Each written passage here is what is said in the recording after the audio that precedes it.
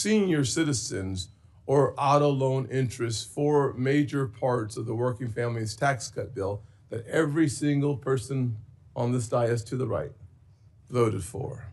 Under President Trump's leadership, Americans are keeping more of their hard-earned money, about $300 more every month. It is necessary that Congress continues to put money back in the hands of everyday Americans, and that is why it is important, and I want to be clear here, that is why it is important that we confirm Kevin Warsh to be the Federal Reserve Chair. The Federal Reserve has a clear dual mandate to promote stable prices and maximum employment. The policies of the Fed therefore directly affect Americans' cost of living and their income. And when the Fed is successful in fulfilling its dual mandate, affordability improves, with Americans taking home more money and paying less for everyday necessities. Unfortunately, in recent years, the Fed has faced real challenges. There have been questions about its decisions, its focus, and whether it has engaged in issues far outside its jurisdiction. Under the Biden administration, the Federal Reserve appeared to move with the political winds, raising real concerns about politics and weaponizing one of the most powerful weapons we have for good economically, the entire Federal Reserve System. For example, under the Biden administration, the Fed pushed climate-focused initiatives only to reverse that climate agenda as soon as President Trump took office. When actions appear to shift with changing political priorities, it can undermine confidence in the independence of this great institution. An independent Federal Reserve is essential to achieving its mission. Markets depend on it. Families depend on it, and that independence must be protected. The American people expect the Federal Reserve to stay focused on the economy, not politics. Today's hearing is an opportunity to refocus the Federal Reserve on its dual mandate to increase economic stability and affordability for everyday Americans. Kevin Warsh is battle-tested and brings the necessary experience from his time as a Federal Reserve governor during the Great Recession. During his first term as governor, he helped our economy through the crisis and restored faith in the economy. He has seen the economy in its darkest days and understands how economic decisions affect job growth, our economy, and the opportunities that we have come to love as Americans. We want every citizen in this country to have a chance to live their version of the American dream. And that means having our private sector economy running as strong as possible, which means your focus has to be on everyday Americans and not politicians, not the political winds, but on everyday Americans who desperately want to restore their confidence in our institutions. Today, this committee will examine the plans Mr. Warsh has for his return to the Fed, this time as chair, and how he plans to lead the institution at a critical moment to deliver lower cost and real relief for working families. For folks back home in the great state of South Carolina and across the country, the goal is simple. They want lower costs and more opportunities. The Federal Reserve plays a key role in bringing prices down and helping wages go up. Confirming Kevin Warsh will make sure that affordability is at the center of our economic agenda. Senator Warren is now recognized. Thank you, Mr. Chairman. And if I may, I just want to start by saying one of our members lost a child yesterday. And I know our hearts go out to Mark Warner and his family, and that is true on both sides of the aisle, that we may disagree on policies, and we may do so vigorously, but when it comes to the safety and security and the health of our families. I know we are as one, and we are praying for them. And Ranking Member, Thank you. I think it'd be appropriate for us to take a few seconds of silence on his behalf. 36 years old, the one thing you don't want to do as a parent.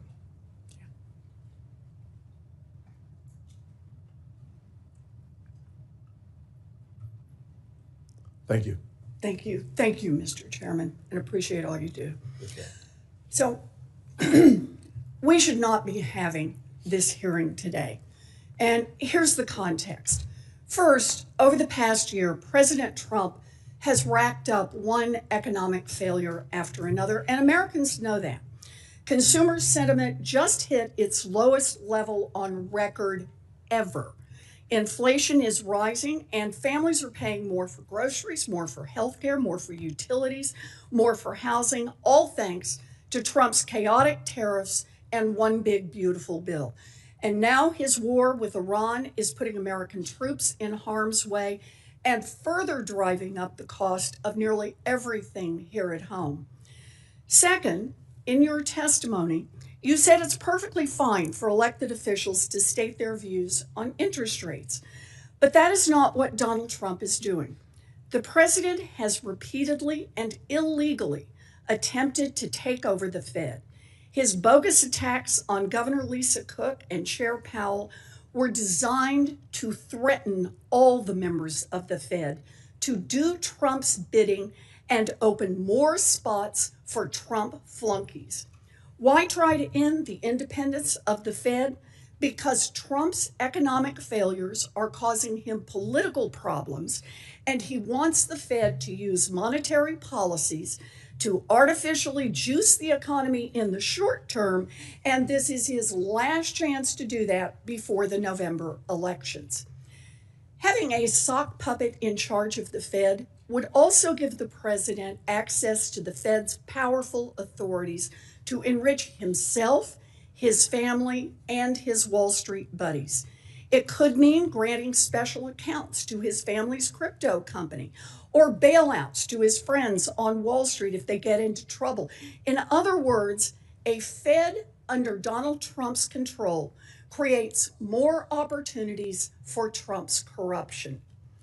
Third, the nominee before us today, Kevin Warsh, is uniquely ill-suited for the job as Fed chair.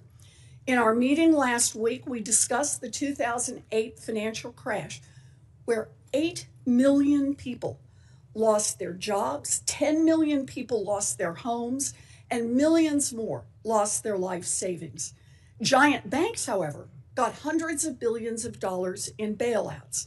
Mr. Warsh was a Fed governor from 2006 to 2011. That's before, during, and after the crash. And he said to me that he has no regrets about anything he did. So let's take a deeper dive into Mr. Warsh's record. In the years leading up to the 2008 financial crisis, he was an enthusiastic cheerleader for credit default swaps and complex securitizations. He dismissed repeated and increasingly urgent concerns from housing advocates across the country regarding subprime mortgages. He refused to use the Fed's authorities to address the risks that were building in the financial system. And when the crisis hit and the economy blew up, Warsh took on the job of Wall Street's personal liaison on the Fed board.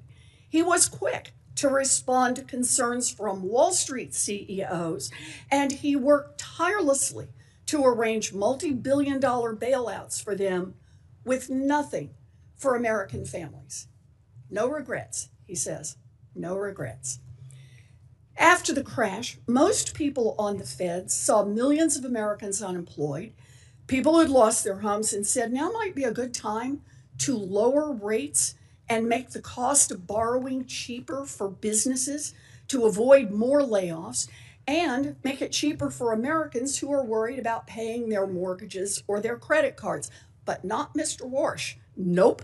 He wanted to keep interest rates high. And he sang the same song for more than a decade, even as the economy struggled.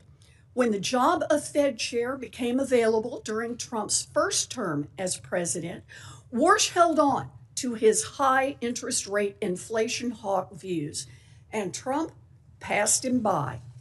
Regretful, he soon reversed course and called for the Fed to pause interest rate hikes.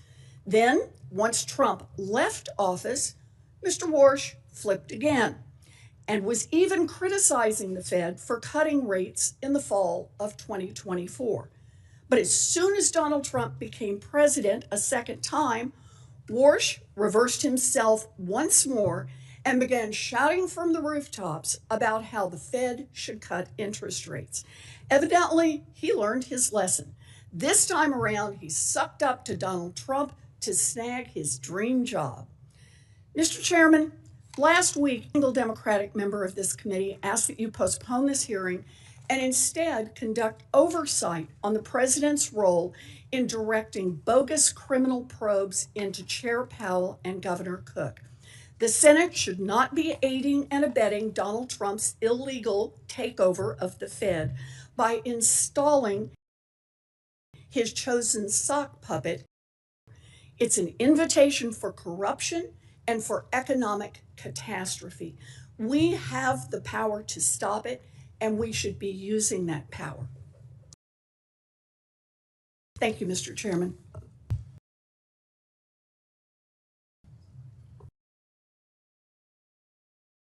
There you have it. I'll just say it is interesting that we're going to hear from Senator Dave McCormick in his introduction of Kevin Warsh, who was last time unanimously confirmed by the United States Senate. Unanimously confirmed by the U.S. Senate. Dave, the floor is yours. Thank you, Mr. Chairman, Ranking Member Warren, distinguished colleagues. It's really a great honor to introduce my friend Kevin Warsh and welcome him and Jane here today. Kevin has been a friend for many years. Winston Churchill observed that where they are figuratively tapped on the shoulder, what a tragedy, he warned, if that moment finds them unprepared for that which would have been their finest hour. Colleagues, I'm here today to assure you, as someone who knows Kevin and who knows this institution, that Kevin Warsh could not be more prepared for this, his finest hour. There's no one more fitting, no one more qualified to face this consequential moment as the 17th chair of the Federal Reserve.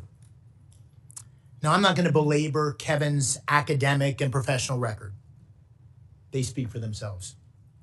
Instead, I'd like to tell you about a man who Dina and I worked with decades ago and who has been someone I've called a friend for almost 30 years. President George W. Bush famously appointed Kevin to the Federal Reserve in 2006 when Kevin was just 35.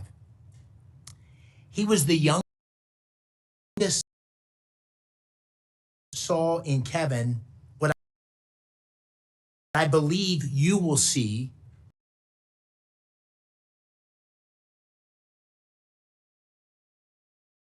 by experience. A moral clarity, even in the most turbulent of times.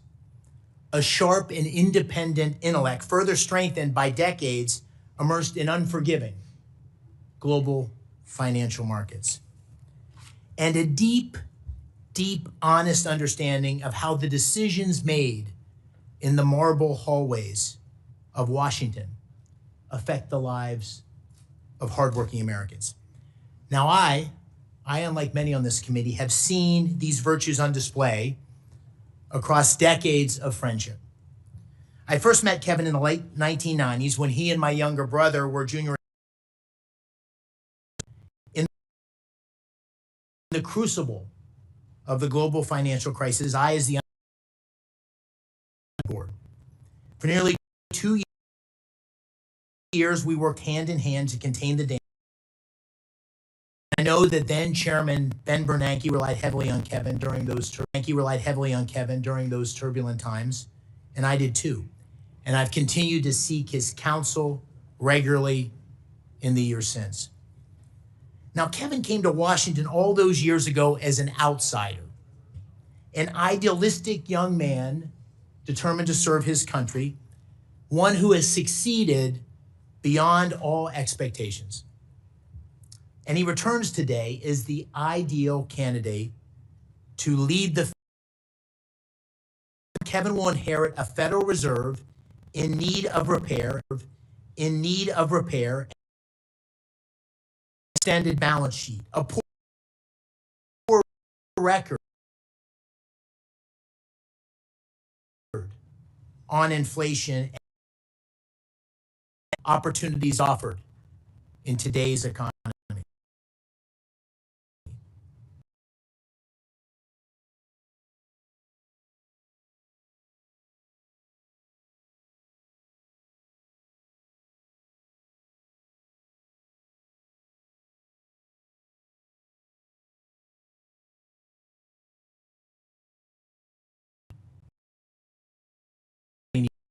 Needed.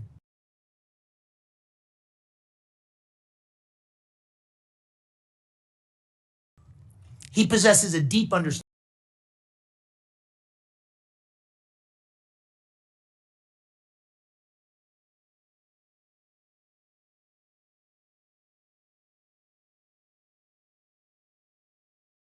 how the actions of the Fed can change the lives of working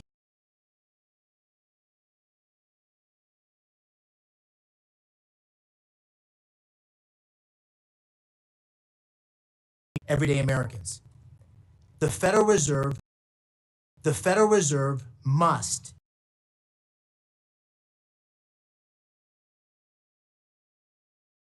it needs a leader.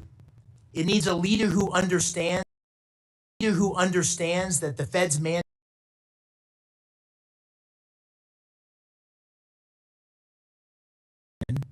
of the American dream. Now, colleagues, Kevin Warsh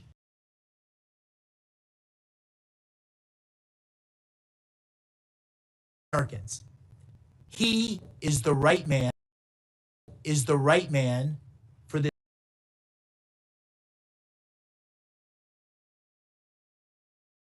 speedy confirmation.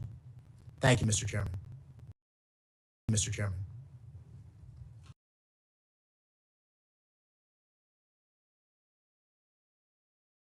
And do you swear that the testimony that you are about to give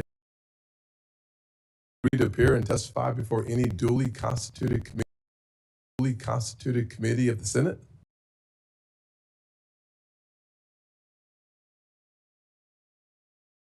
Five minutes, Mr. Warsh. You're now recognized. Thank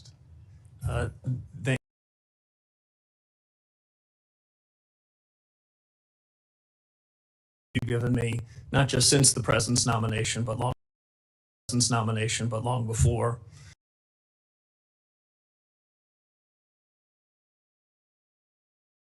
President Trump for asking me to take on this public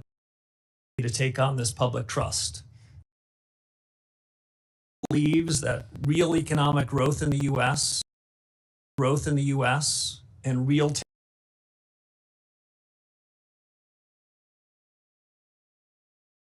economic growth potential is rising as we sit here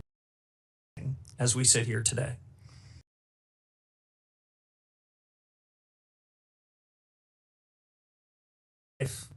I'm grateful for her love and her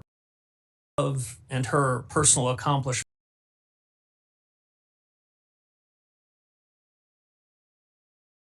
Years, I reintroduced her to this committee. She sat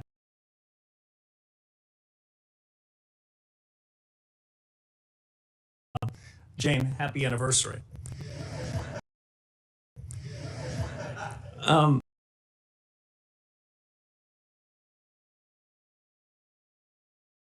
No longer with us, but I was always proud of them.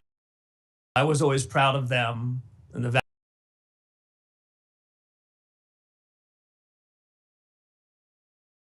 even though we might have heard different narratives at the outset of this hearing.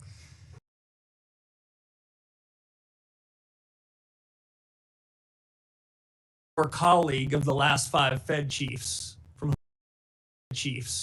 whom I've learned plenty of opportunities confronting the institution that I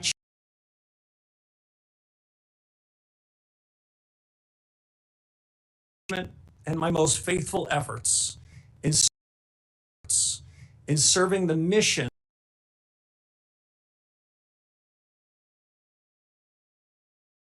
are counting on the Fed to deliver on its commitments. Perhaps now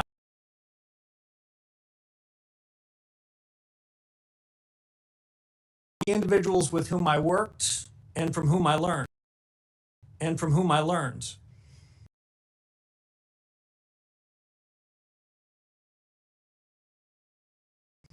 I've learned we're lucky in life if we start out with good influence.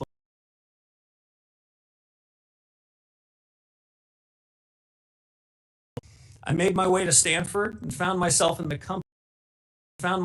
company of some of the most high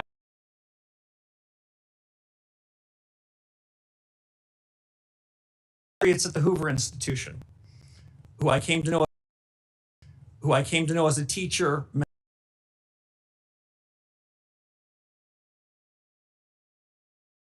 Imagined a better formative experience than working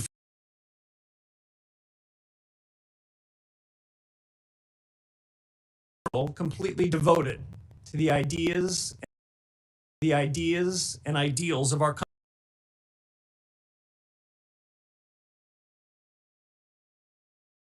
In the right place at the right time. The U.S. was at out my door to see it. Now, in the last 15 years,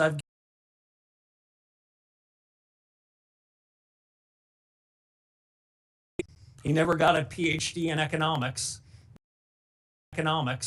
but I don't know a finer.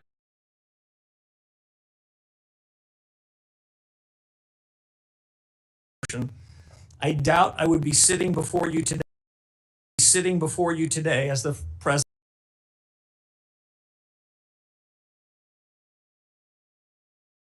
I would not be as prepared for the urgent mission critical task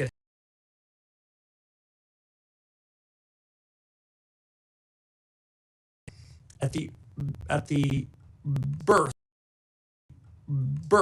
at the on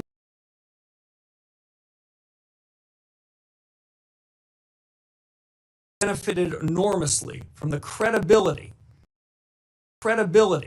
that our predecessors. In these unusual and exigent circumstances, I saw the Fed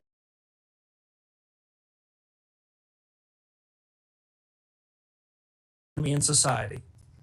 So let me be very clear.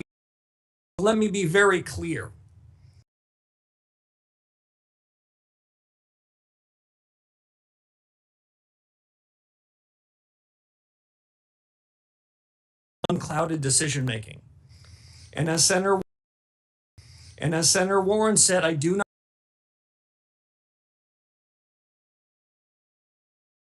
conduct of monetary policy remains strictly independent, equally committed to work with the administration and Congress on non-monetary matters that are part of the Fed's remit. And I'll just say this, Mr. Chairman. Milton Friedman had a phrase that always stayed with me. He always worried about government officials that lured and hung around with what he called the tyranny of the status quo. Status quo practices and policies are especially harmful when the world is changing this fast.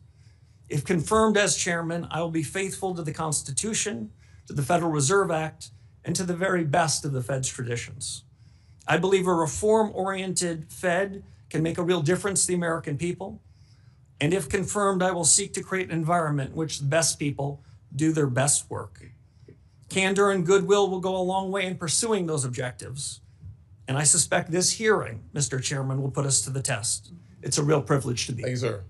sir. I will say that we typically stick to a 5-minute opening comments. I would encourage all of us to stick with our 5 minutes as it relates to our question and answers. We have full attendance today, and it's going to be really important for us to stick as closely to the 5 minutes as possible. If we go over by much, you'll hear me, which is an indication that you're already over. And I'll do my very best to keep us on time. Kevin, there are so many questions to talk to you about, to ask you about, to be honest with you. And I just want to name a couple of them, and we'll look forward to hearing more on these topics. I will not have enough time to delve into some of the most important issues facing our country. I'll take 2 of those issues and focus my time. I'm sure my colleagues on either side will have a conversation with you and ask questions about AI. The AI future is going to have massive impact on where we go as a nation. It's got a massive impact on your dual mandate as it relates to full employment. Our production may go up while our employment stays flat. So this is a really important question that at some point we should delve into. I also think that someone should spend some time talking about our balance sheet. We have nearly a $7 trillion balance sheet at the Federal Reserve. Too much attention has been paid to your balance sheet, and not enough attention has been paid to the nation's balance sheet. And I think it's really important for us to dig into that issue as well.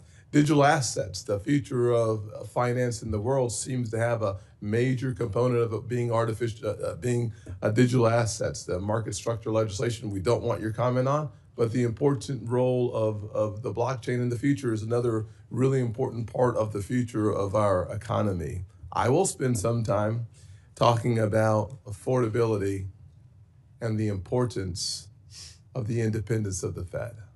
One of the things I've appreciated about your previous comments is the importance that you have placed on the dual mandate, stable prices, which typically comes through the form of interest rate changes, as well as promoting maximum employment. I think those 2 will become more challenging in the current environment. One, obviously, the second one being the AI and the future of full employment. You've criticized the Federal Reserve for getting too big, mismanaging inflation. I'm sure you know the definition of transitory, so I won't ask you, but I got a feeling you know, and some of your predecessors did not. Compromising the independence of the Fed. I think we should spend more time on finance, less time on climate change, on politics, on who is or who's not in charge. I think you would agree on those issues, though I will not ask you. I will ask you, however, that under your leadership, how will you steer the Federal Reserve to address the real life issues of affordability is my first question. And my second question will be about how do you make sure that the Federal Reserve stays out of the lane of external influences? Mm-hmm. Well, thank you, Mr. Chairman. There's probably no more pressing question than the cost of living. We know at the Federal Reserve that price stability was an objective that you and your colleagues gave to the Fed. So when over the course of the last several years, especially after COVID, when prices went up to the tune of 25 to 35% for virtually all deciles of the American people, that's an indication that the Fed missed its mark. And we are still dealing with the legacy of the policy errors in 2021 and 2022. Once you let inflation take hold in the economy, it's more expensive and harder to bring it down. And so the fatal policy error going back 4 or 5 years is still a legacy that we're dealing with. We need, in my judgment, fundamental policy reforms to fix it. And while it's true that inflation is less problematic, meaning the rate of change in prices is less severe than it was some years ago, hardworking Americans are no doubt feeling it. I think that means a regime change in the conduct of policy. I think that means a different new inflation framework. I look forward to working with my colleagues at the Fed, if confirmed, to achieve that. I think it means, as you suggested, using tools differently. The Fed has an interest rate tool and a balance sheet tool. My view is the interest rate tool gets in the cracks. It's fairer. The balance sheet tool disproportionately helps those with financial assets. The interest rate tool hits the entire economy. So we need a new framework, new tools, and I'd also say, Mr. Chairman, new communications. Yes. I think part of the reason why, after making a mistake in 2021 and 22, the mistake was compounded is the Fed gives its forward guidance. The Fed tells the whole world what their dots are going to be, what their forecasts are going to be. Well, the Fed's human. Then they hold on to those forecasts longer than they should. I think that if the Fed were to wait until it gets into a meeting before making a decision, that incremental deliberation can keep the central bank from compounding its errors. I think these are big changes that are needed, and if confirmed, I look forward to doing it. Thank you very much. Ranking Member Warren. Thank you, Mr. Chairman. So the Fed has been plagued by deeply disturbing ethics scandals in recent years involving at least 6 Fed officials. So it's critical that the next chair have no financial conflicts, none. You have more than $100 million in investments that you have refused to disclose to ethics officials and to the public. So let me ask, do the Juggernaut Fund or the THSDFS LLC invest in any companies affiliated with President Trump or his family, companies that have facilitated money laundering, Chinese-controlled companies, or financing vehicles established by Jeffrey Epstein? Senator Warren, thank you. So let me first share a point of agreement with you. The Fed has 2 tools. One is its monetary policy, and the second is its credibility. And the scandals that you talked about, the ethics Mr. problems Warsh, you I talked appreciate about, that, but I have went to very the core of the limited credibility time. that has hurt the Could you Fed. answer my question, please? I asked. You have $100 million in undisclosed assets. And what I'm asking is, are any of those with this outfit that invests in companies affiliated with President Trump or his family, companies that have facilitated money laundering, Chinese-controlled companies, or financing vehicles set up by Jeffrey Epstein? It's a yes or no question. Senator, I've worked tirelessly with the ethics officials at the Office of Government Yes, Ethics. and you have not Come to an revealed ethics agreement $100 with million them and in have assets. agreed, Senator, to sell all of That's my not financial my assets, question. Mr. including Warsh, are the you Duquesne refusing assets. to tell us if you have investments, for example, in vehicles set up to advance Jeffrey Epstein? Is that what you're telling us? You just won't tell us? Senator, what I'm telling you is that those assets that you represent at Juggernaut will be sold if I'm confirmed before let me I take follow up. office and sign the oath of office. Let me follow up on that. Will you at least disclose how you plan to disclose and divest these secret assets? I'm sure you understand that the public might question your motives if, for example, billionaire Stanley Druckenmiller, who you honored in your opening statement, and who makes a living guessing what the Fed will do next, cuts you a massive check for $100 million as you take the oath of office to become the new Federal Reserve Chair. Senator, as you know, it sounds like your fight might not be with me, but the Office of Government Ethics. I have come to full agreement with them and have agreed to divest all of those assets, I'm asking especially you a very those that you straightforward referenced question, before Mr. I take the Warsh, oath of office. and that is, will you disclose how you divest those assets, or will you just collect a check for $100 million from someone whose whole business is betting on what the Fed will do?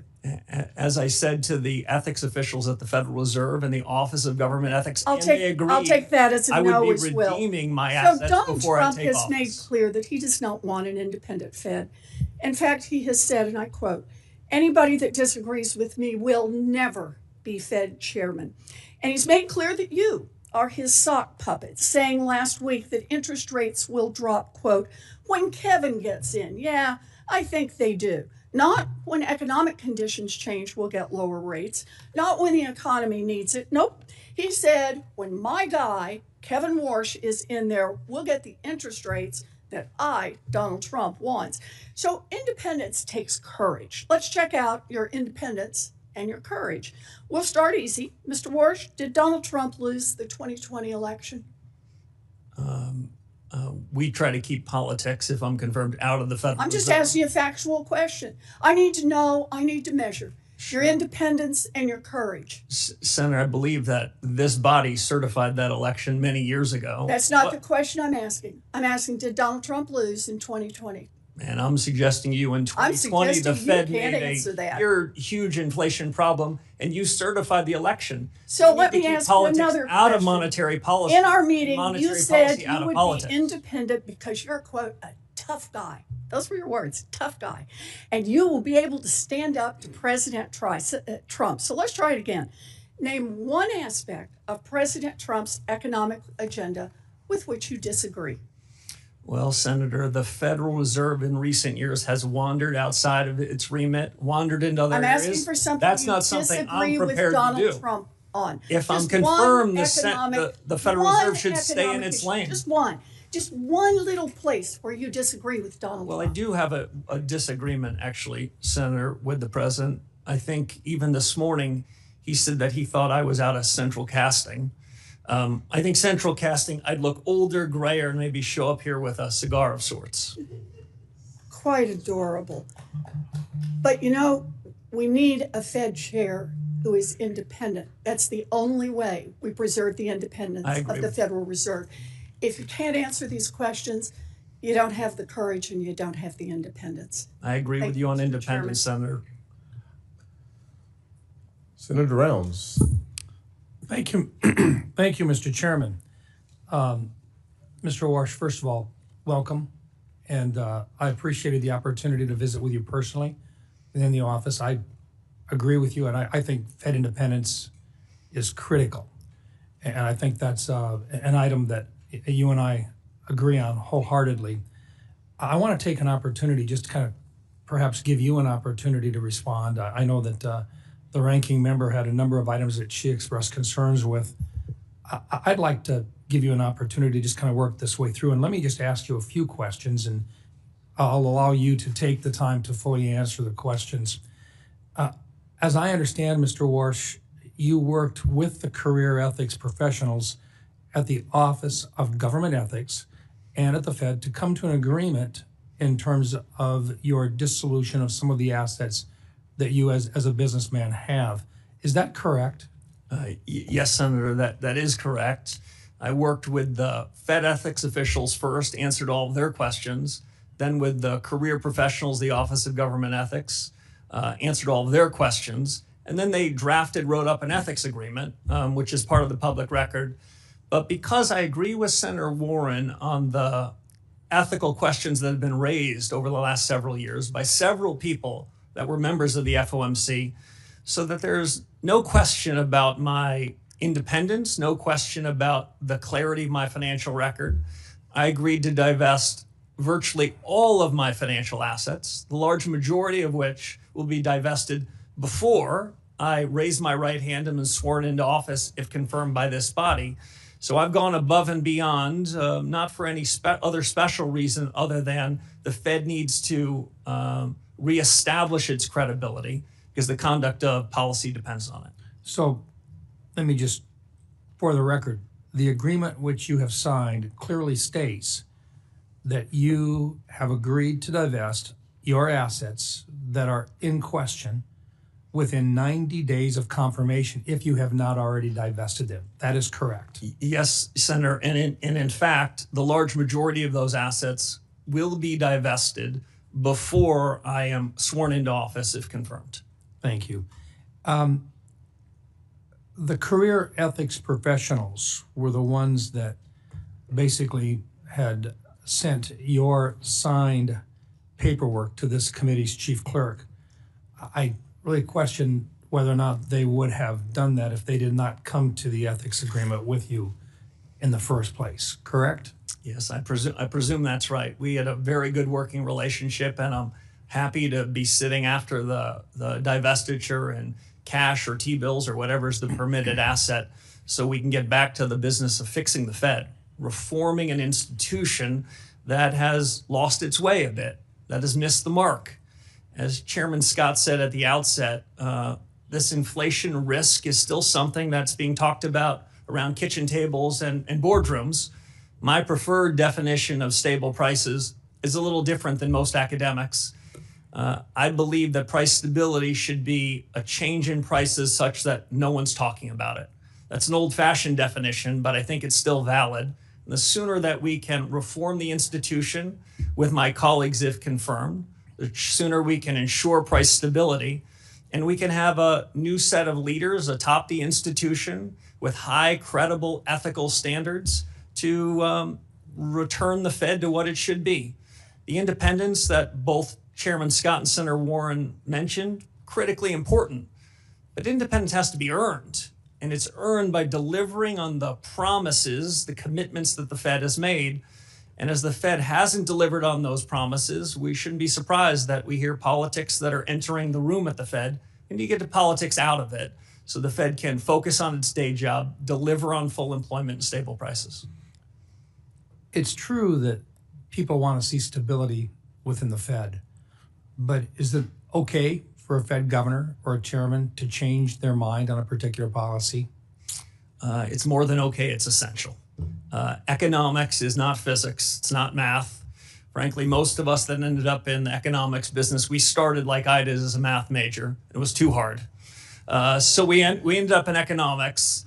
In economics, what we need to do is focus to the left of the decimal point, not to the right of the decimal point. We need to focus on the big things. And if mistakes are made, central bankers, economic policymakers need to correct them fast. The real mistakes, the mistakes that cause inflation to be persistent, to undermine hardworking American standard of living, and when those mistakes go on. Thank you. Thank you, Mr. Chairman. Yes, sir. Senator Reed. Mr. Chairman, before we start the next question, I ask that we have entered into the record the U.S. Office of Government Ethics certification, which requires that all nominees disclose all of their assets, and showing that Mr. Warsh is out of compliance and that he has not met the ethics requirements.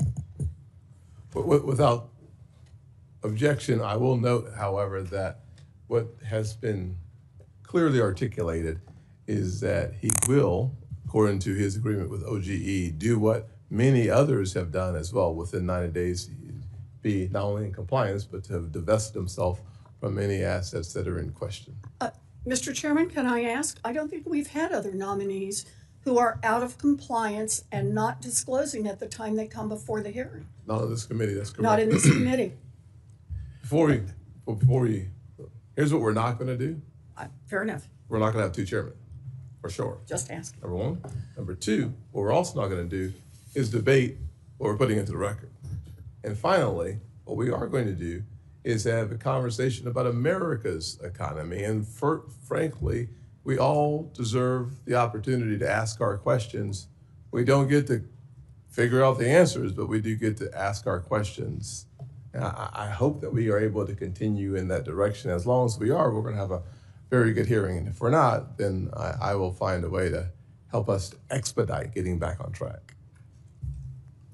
Senator Reed. Thank you very much, Mr. Chairman, Mr. Warsh.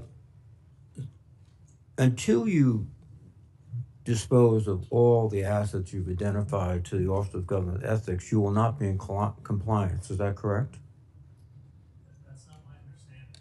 Excuse me, sir. My understanding is that a signed ethics agreement provides duties and responsibilities on me and duties and responsibilities on the government. And that's what the nature of the ethics agreement is. You have an agreement that within 90 days, you will dispose of all your assets. All your assets. Is that correct? Senator, I have an agreement within 90 days so that there is no appearance of anything inappropriate, that I would divest all of my assets, the majority of which before sworn in. What I've disclosed, Senator, is all the information that is mine to disclose. I've shared all information about assets that I control and that I can share, which I did much to the satisfaction of the Government Ethics Office. Excuse me. What you've said is that you will take the oath, if confirmed as chairman, with assets that have already been identified as presenting potential conflicts of interest. Will you agree to not take the oath until you have fully disposed all the assets that you've been identified? Senator, I'll agree to take the oath pursuant to the terms of the ethics agreement that I struck with the Office of Government Ethics. I don't think anyone could do more than that other than me. I've agreed to divest even more assets so that I will have virtually no financial assets. The divestiture is totally up to you. You can select what assets you're disposing of, what assets you keep. Is that correct? And then still be sworn in as chairman. The divestiture is up to the agreement that I struck with the Office of Government Ethics. Who makes the decision as to what assets are divested, you or the Office of Government Ethics? Both of us. That's why it's an agreement. Excuse me. I must commend you on the way you can circularly go around questions and not answer them. It's a skill. Unfortunately, it's not a good skill for the chairman of the Federal Reserve Board. We typically ask questions and expect to get direct, faithful answers. You haven't given them to the ranking member, and you're not giving them to me. So again, you feel you will be compliant if after 90 days you still have a significant number of assets that have been identified as presenting conflicts of interest. Is that your view? No, Senator. If I were to violate the ethics agreement, I would not be in compliance. If I follow the agreement, I will be. Well, that's your position. I think others would differ. When you sell all your assets, where are you going to place the proceeds of those sales? I believe that Chairman Powell has placed them in sort of funds which are very difficult to individually influence. Do you propose to do that? Yeah, I propose to put them in permissible assets that are as close to cash or treasury bills as I possibly can. I haven't selected anything, but it will be as plain vanilla as possible so that there would be no appearance or reality of having any influence. We'll be sitting in something like cash. Okay. Now, the question of independence is just one that I think will dominate these proceedings. This morning, President Trump was asked on CNBC, will you be disappointed if your new Fed chair doesn't cut rates right away? And President Trump answered, I would. It's very hard to separate President Trump's obsession with rate cuts, his attacks on the Federal Reserve, on Chairman Powell particularly, and your nomination. So this independence thing seems to have evaporated quite quickly between President Trump's statements and your positions. Again, you maintain you'll be independent of President Trump? Yes, Senator, I do. Well, President Trump constantly maintains that nobody's independent of him, that it's his morality that guides the whole United States government, including the Federal Reserve, and that you will be someone who will carry out his wishes. Frankly, do you suspect that he chose you because you indicated to him that you want to cut rates? Senator, I don't know the reason for the president's choice, but I can tell you what I've been writing about for 15 years and what I said to the president, which is you're going to cut. I'll cut rates if you give me the job. No, that's not what I said, Senator. Now, the president, as you might know, much like virtually all presidents I've either known or studied, presidents tend to be for cutting rates. I think the difference is President Trump expresses it quite publicly without surrogates or subterfuge, but presidents want lower rates. But Fed independence is up to the Fed. Fed leadership has to make a decision about what's the right thing to do. No. In my judgment, you're a leader. You're the leader. You establish the moral and ethical standards and economic principles of the Fed. And you just pass it off to, well, it's not my job, it's everybody's job. That means it's nobody's job. Thank you. Senator Tillis. Mr. Chair, before my time starts, can I make a parliamentary inquiry? Certainly.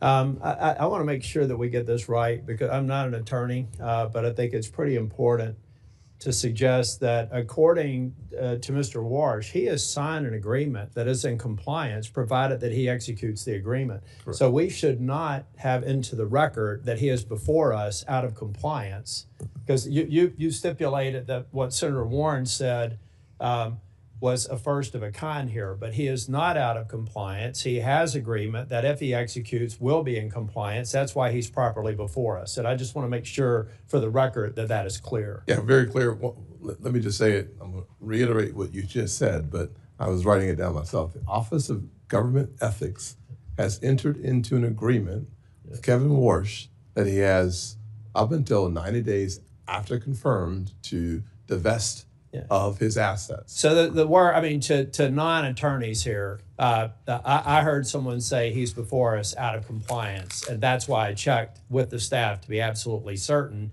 He is properly before us. He will be in compliance if he executes agreement that addresses the concerns that have been presented by some of my colleagues on the other side of the aisle. I just want to confirm for the record that that is in fact accurate.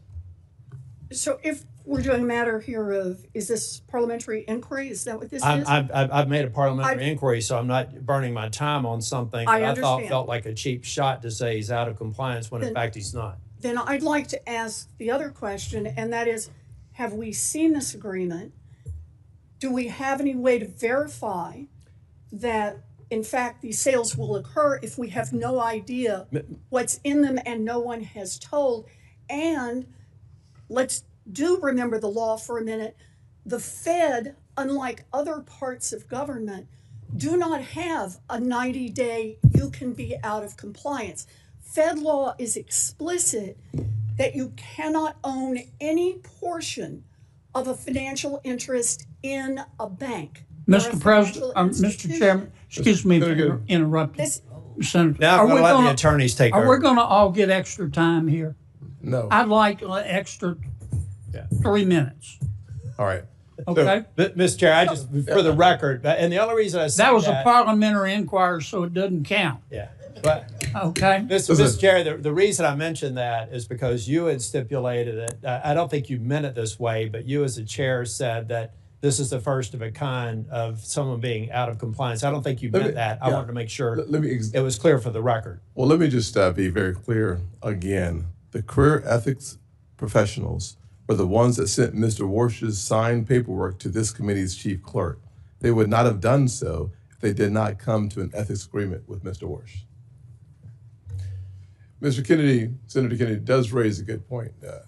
We are going to stick to our timeline, and I appreciate you raising the point of how long an inquiry can go on, and that does not buy you more time unless, of course, we all decide we want more time, and then I would rule on that, and I would rule against it. Thank you, Mr. Chair. Mr. Warsh, congratulations. You can't count this as a date with Jane, particularly this one. I think probably the first hearing was a little less acrimonious. I'm not going to ask you anything. You can take a break and get ready for the bludgeoning on the other side. They're going to beat you till you bleed, and then they're going to beat you for bleeding. I'm going to talk about what's preventing me from being in a position to vote for you until we've spent time together in my office. You have extraordinary credentials. They're impeccable. I think the way you're dealing with the ethics issue is strong. Problem I have is where we are right now. And I start by saying I loved your opening statement. I love your focus on the independence of the Fed. I love the idea of Fed independence with respect to achieving the dual mandate, but Fed transparency on so many other things that the Fed does that frankly we're all frustrated with, bank examination, supervision being some among them that I think we should have more insight into.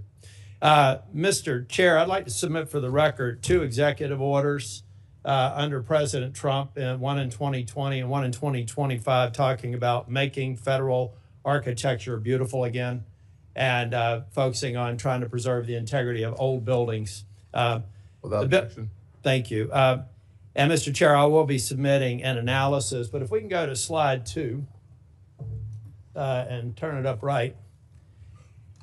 Much has been made about the building project that has Chair Powell under investigation. I'm not going to get into the details except to say that I used to work for a firm that did audit and compliance, so I'm naturally wired to go back from the ground up and figure out what the deal is. Here's what I know. The Martin building has been conflated into this project to make it a $4 billion building. Even if you put the Martin building in, it's a $3 billion building. The reality is, what we're talking about is the Eccles building and the East building, for which, bring that up higher, Jack, you're a tall guy so people can see it.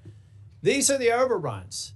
And these overruns occurred in part because the cost of inputs went up 69% since the original estimate. Asbestos was identified, remediation was required. Pylons had to be built underneath the building because it turns out they used it as a landfill and they had a water table issue. There were a variety of reasons why this building went over budget. And as a matter of fact, if we put everybody in prison in federal government that had a budget go over, we'd have to reserve an area roughly the size of Texas for a penal colony because of the way government projects work. And the reality is the overage of inflation adjusted was about $730 million, the majority of which seems to be legitimate. Next slide. Not acceptable, unfortunate, but legitimate.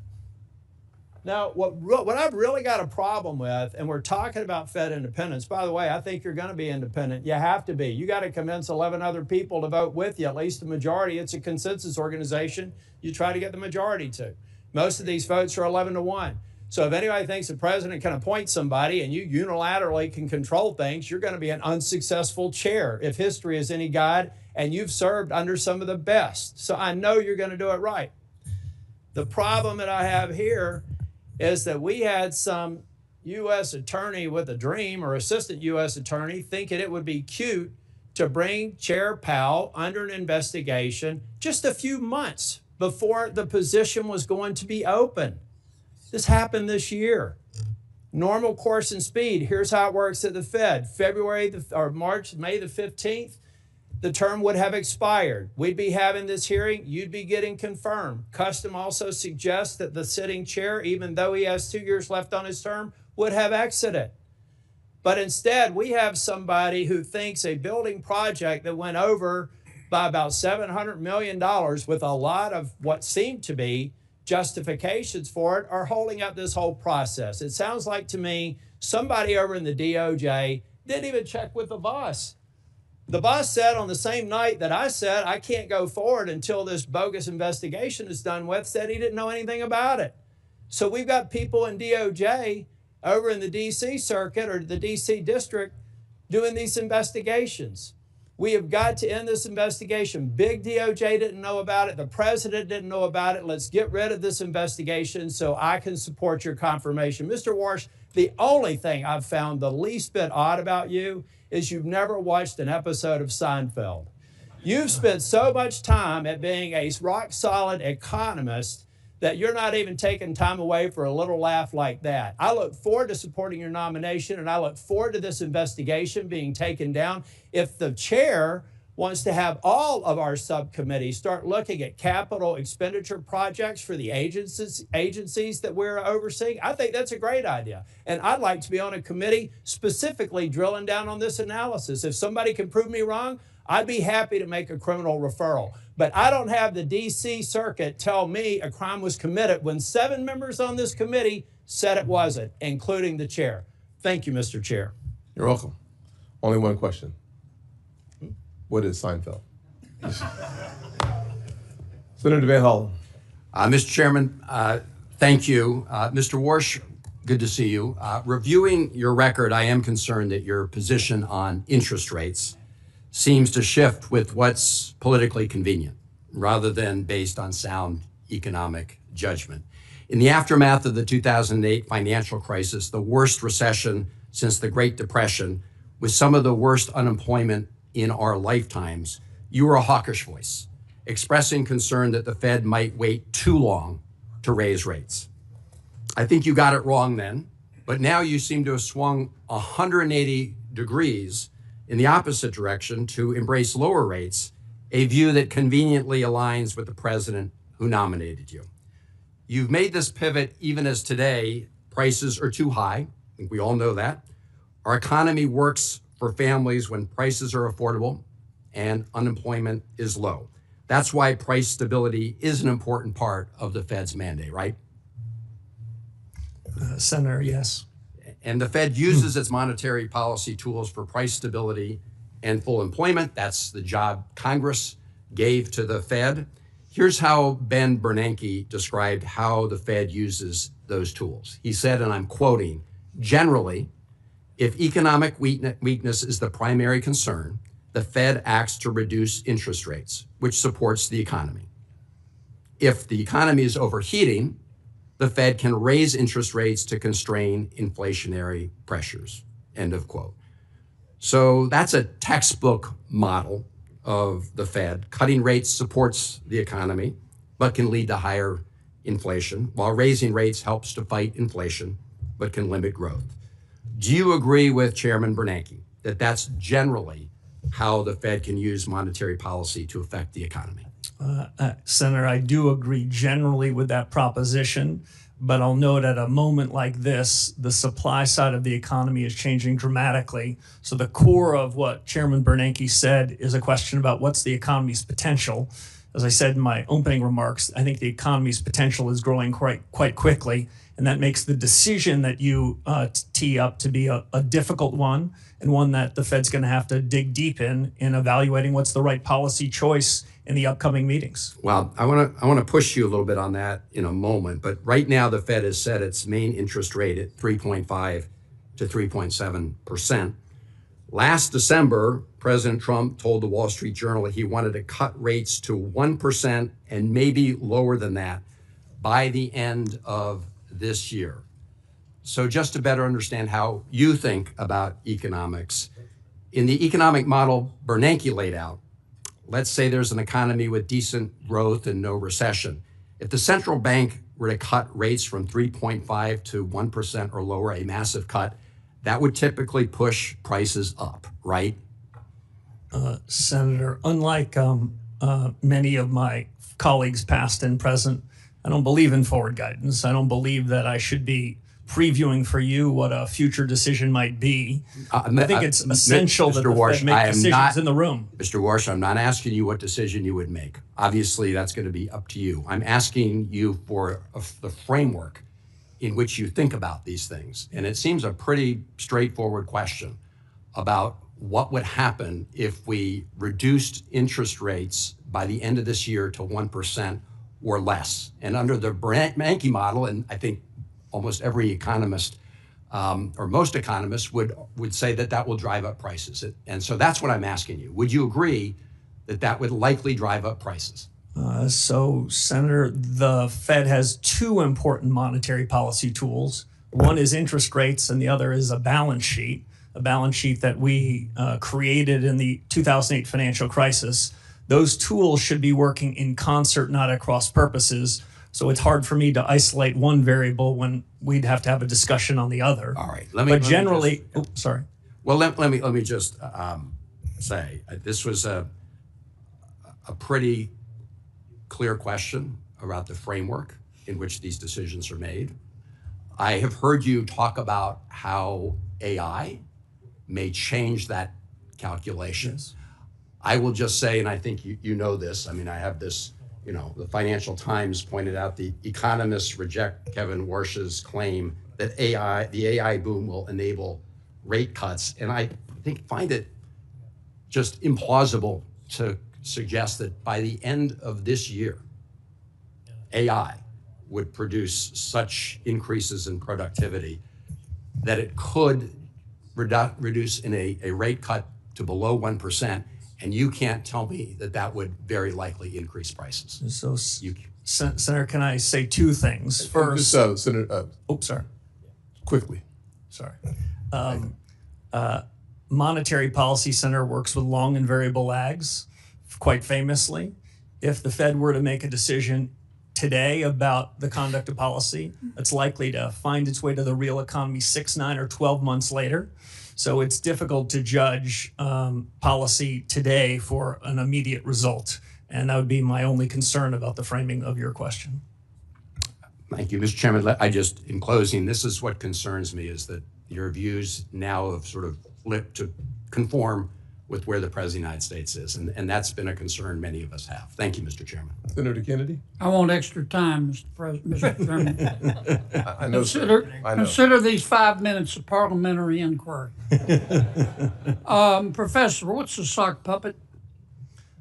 I heard the reference from Senator Warren. Yeah, what earlier. is it? I'm not sure I know. I think Okay. it's that thing you stick your hand in. Yeah, kind of like this. Yes. What's a human sock puppet? Isn't a human sock puppet somebody who'll do what somebody else tells them to do? I think that's what the senator was trying to suggest. I think that was the innuendo. Are you going to be the president's human sock puppet? Senator, absolutely not. Are you going to be anybody's human sock puppet?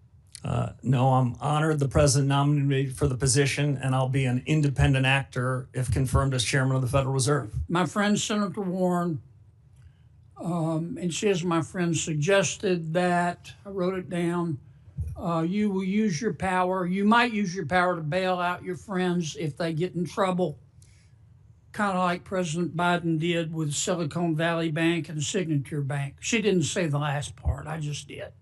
Are you going to do that? No, Senator. Okay. The ethics folks, they've cleared you, but they've said you got to sell some assets. Is that right? Yes, sir. Okay. And these assets that you have, you can't just hold a yard sale, can you? No, not for most of them. Okay, so it takes a reasonable period of time, right? Yes, sir. And you've promised to sell them, right? I did. And if you don't sell them, we'll know, and the ethics folks will know, right? Yes, I'd be in violation of the ethics agreement if I refused to sell them. But you're going to sell them, right? Yes, Senator, I will. Okay. Can we agree that politicians have the right to offer you advice about what to do with interest rates? Senator, we can agree, and it's not something that I would shy away from. I've heard many senators from this very committee in years past express strong views on interest rates. Okay. Humble central bankers should be listening and then making their own decisions. Some politicians matter more than others. And generally speaking, presidents matter, their opinion matters more than, say, a senator. President Trump has offered his opinion about what you ought to do with interest rates. Is that right? Senator, he has not made his opinion on that a secret to anybody. Yeah.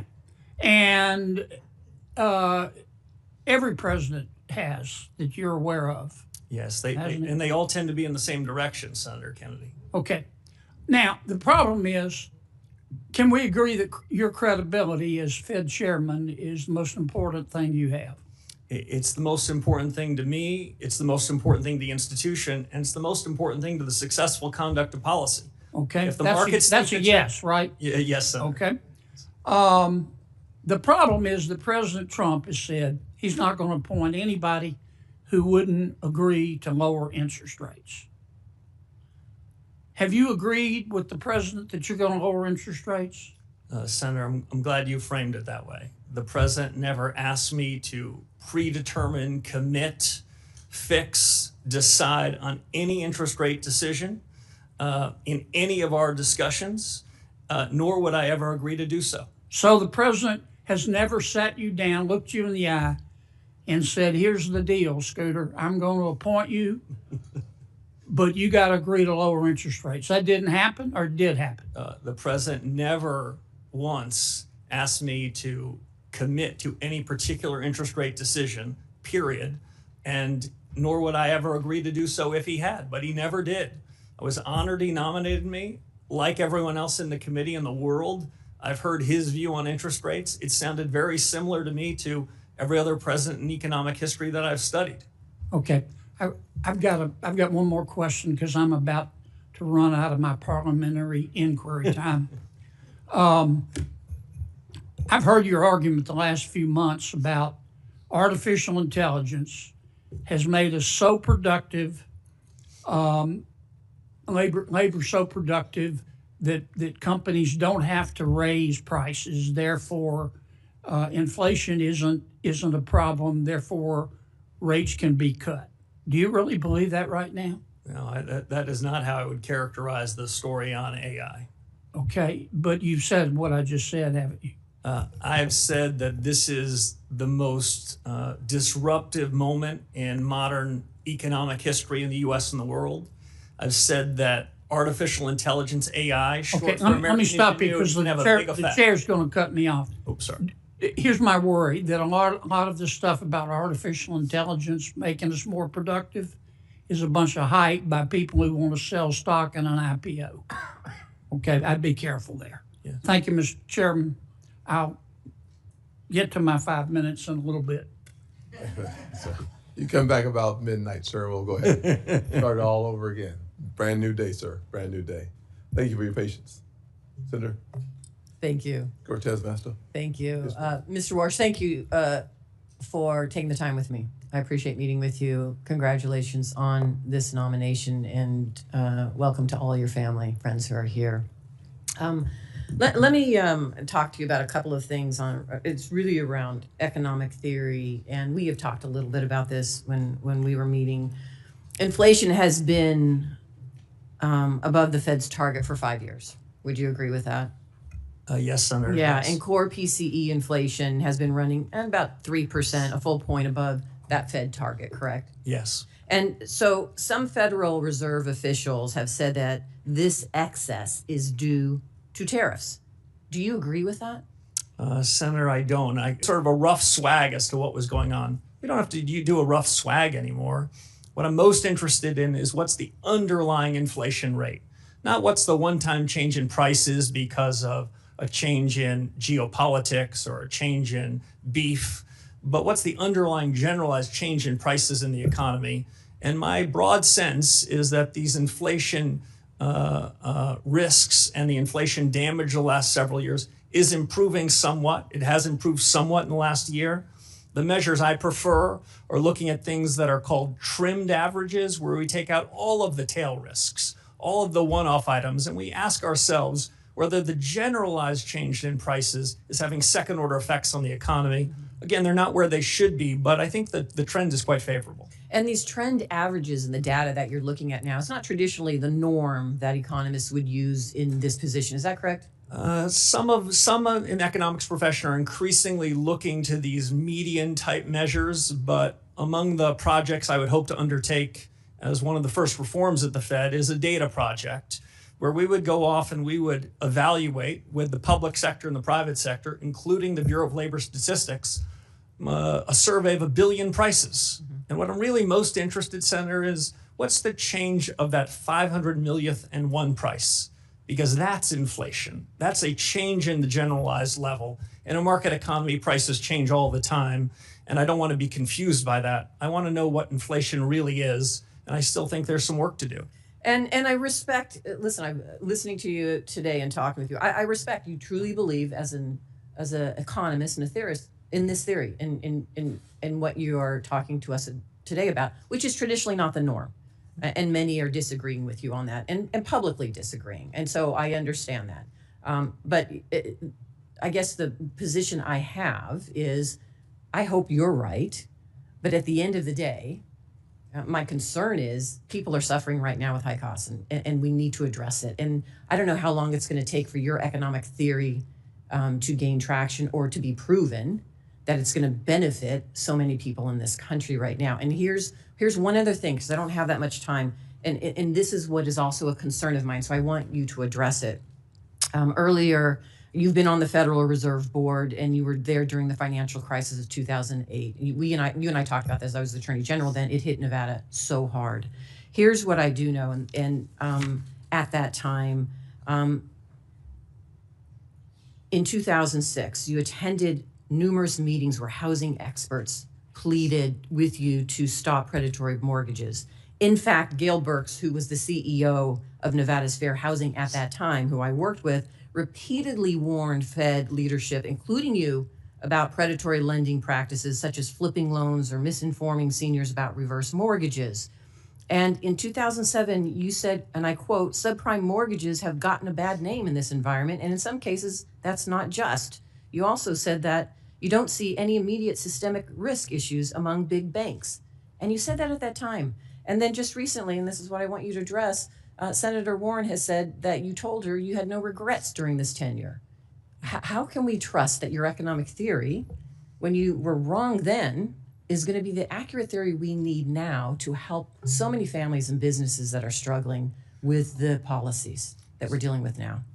Senator, let me address a few things. The chairman is going to cut me off when he must, but I would say this.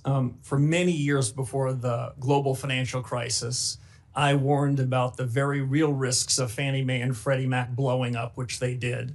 I think that part of the housing market was vulnerable for many years, and not enough was done about it, even in spite of my protestations and my urging about GSE reform. It wasn't done. I think that compounded the financial crisis.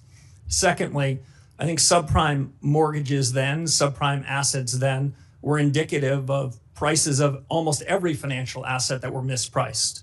What I suggested then and what I believe now is that subprime mortgages were just indicative of a set of prices that were incorrect, and they all repriced. Just to give one fine example before I turn to the chairman. Perhaps no examples right now. Okay, sorry. Let's go to Senator Thank you. Haggerty. I want to give you an opportunity to finish that exchange. Thank you, Mr. Chairman. And Mr. Warsh, I want to welcome you, Jane, and your family. And I want the committee to know that I have known Kevin Warsh for 30 years. We first crossed paths back in 1992, shortly after Kevin graduated from Stanford. We both worked in the White House staff at that point in time.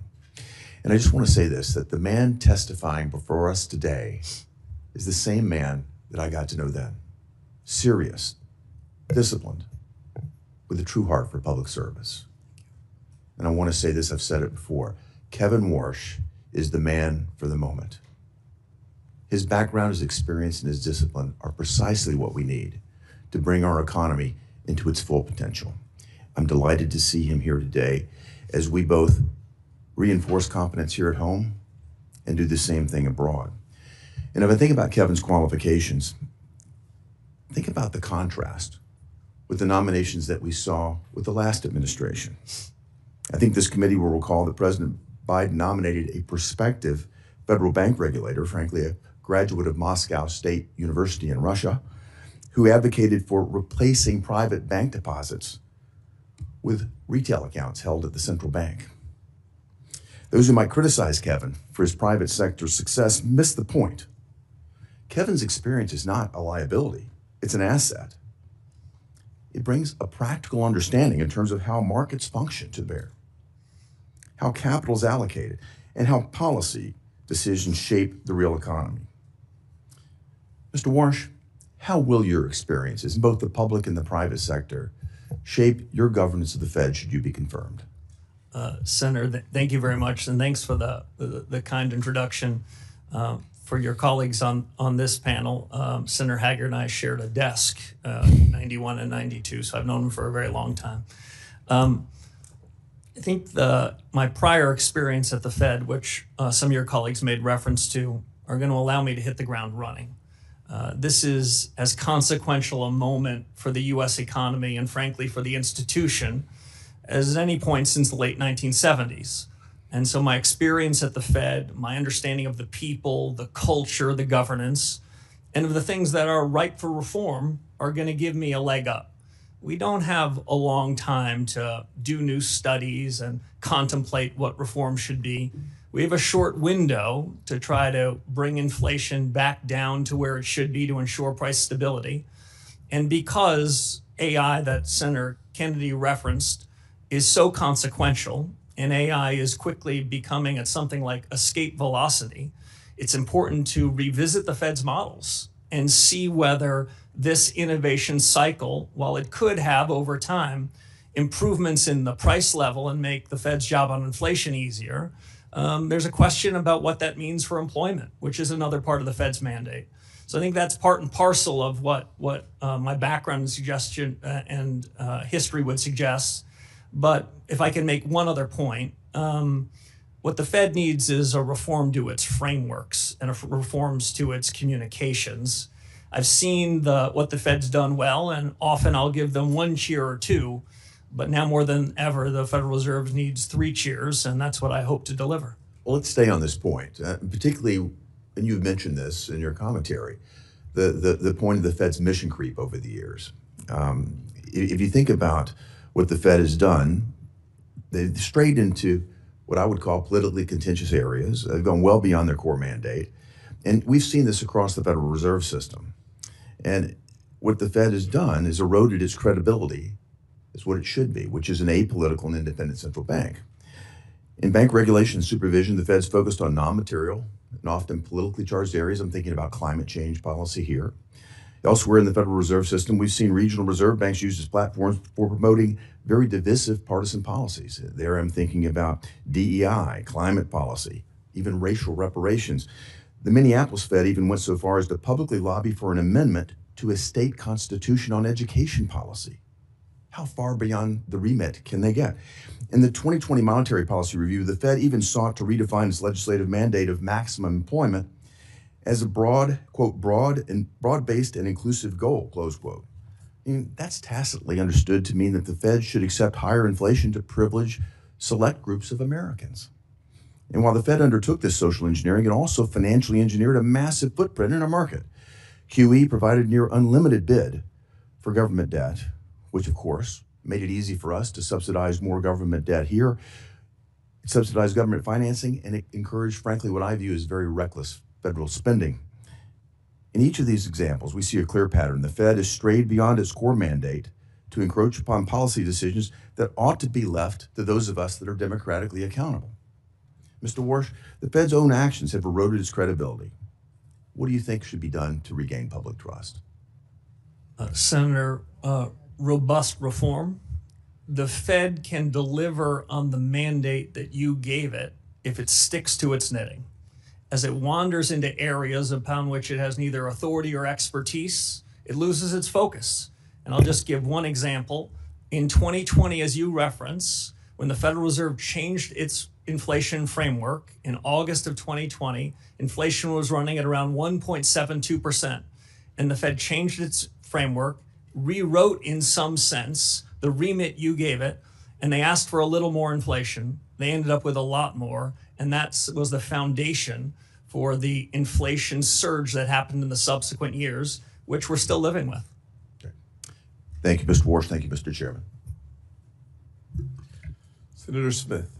Thank you, Mr. Chair. Good morning, Mr. Warsh. It's still morning. Let me start with this. I think you have said that you have confidence that this economy has potential. I think that's fair to say. And you've also said that this is a time of great consequence for the nation's economy, perhaps one of the most significant hinge points in a couple of generations. That's fair to say? Yes, Senator. Thank you. And so I agree with that. And I actually want to go a bit further because I think that it seems to me that this economy is amazing for rich people, people who have a lot of capital. And in fact, we can see in 2025, billionaire wealth grew 3 times faster than the average rate of the previous 5 years. And wealthy households hold a massive portion of the nation's wealth. And this, I think, is the tipping point that our economy actually faces right now. And I can tell you that in Minnesota, a lot of people are telling me that it is harder and harder for them to afford the basics. They aren't rich. They don't have enough money to pay their bills, to pay their doctor's bills. So I want to look at this with you for a few minutes, and I want to start with inflation. So last week, President Trump said that gas prices are, quote, not very high, and, quote, we're having some fake inflation because of the fuel. So understanding what you've been saying about data and measurement and all of that, let me just ask you, do you think that gas prices going up 20% is fake inflation?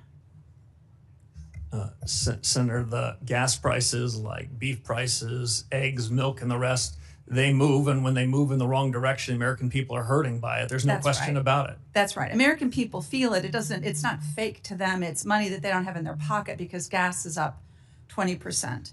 I think my constituents would say that inflation is real and not fake. Okay, so let's look at unemployment. At the State of the Union, the president said, quote, the roaring economy, this is the quote, the roaring economy is roaring like never before. So do you agree with that statement? Is that how you see the economy, that is roaring like never roaring before? So Senator, if I can clarify 2 things. One, There's a difference between the change in prices and inflation. The change in prices happen in a market economy. When inflation moves up, that's because the Fed had something to do with it. Now, on the state of the economy, I would say that the broad contours of the economy are improving. The potential of the economy, the real results of the economy are improving, but I think it can improve more. And I think in the years ahead, I think the economy's potential is strengthening.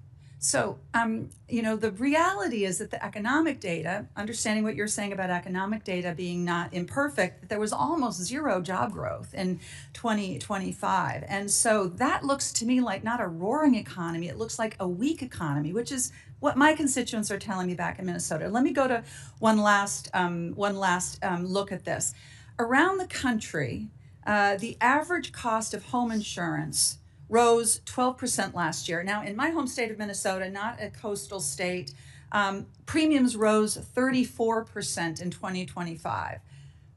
This is, of course, caused by extreme weather events, hail, floods, tornadoes, hurricanes, climate change. So is that inflationary in your perspective? Is that increase in home insurance, property and casualty insurance, isn't that inflation?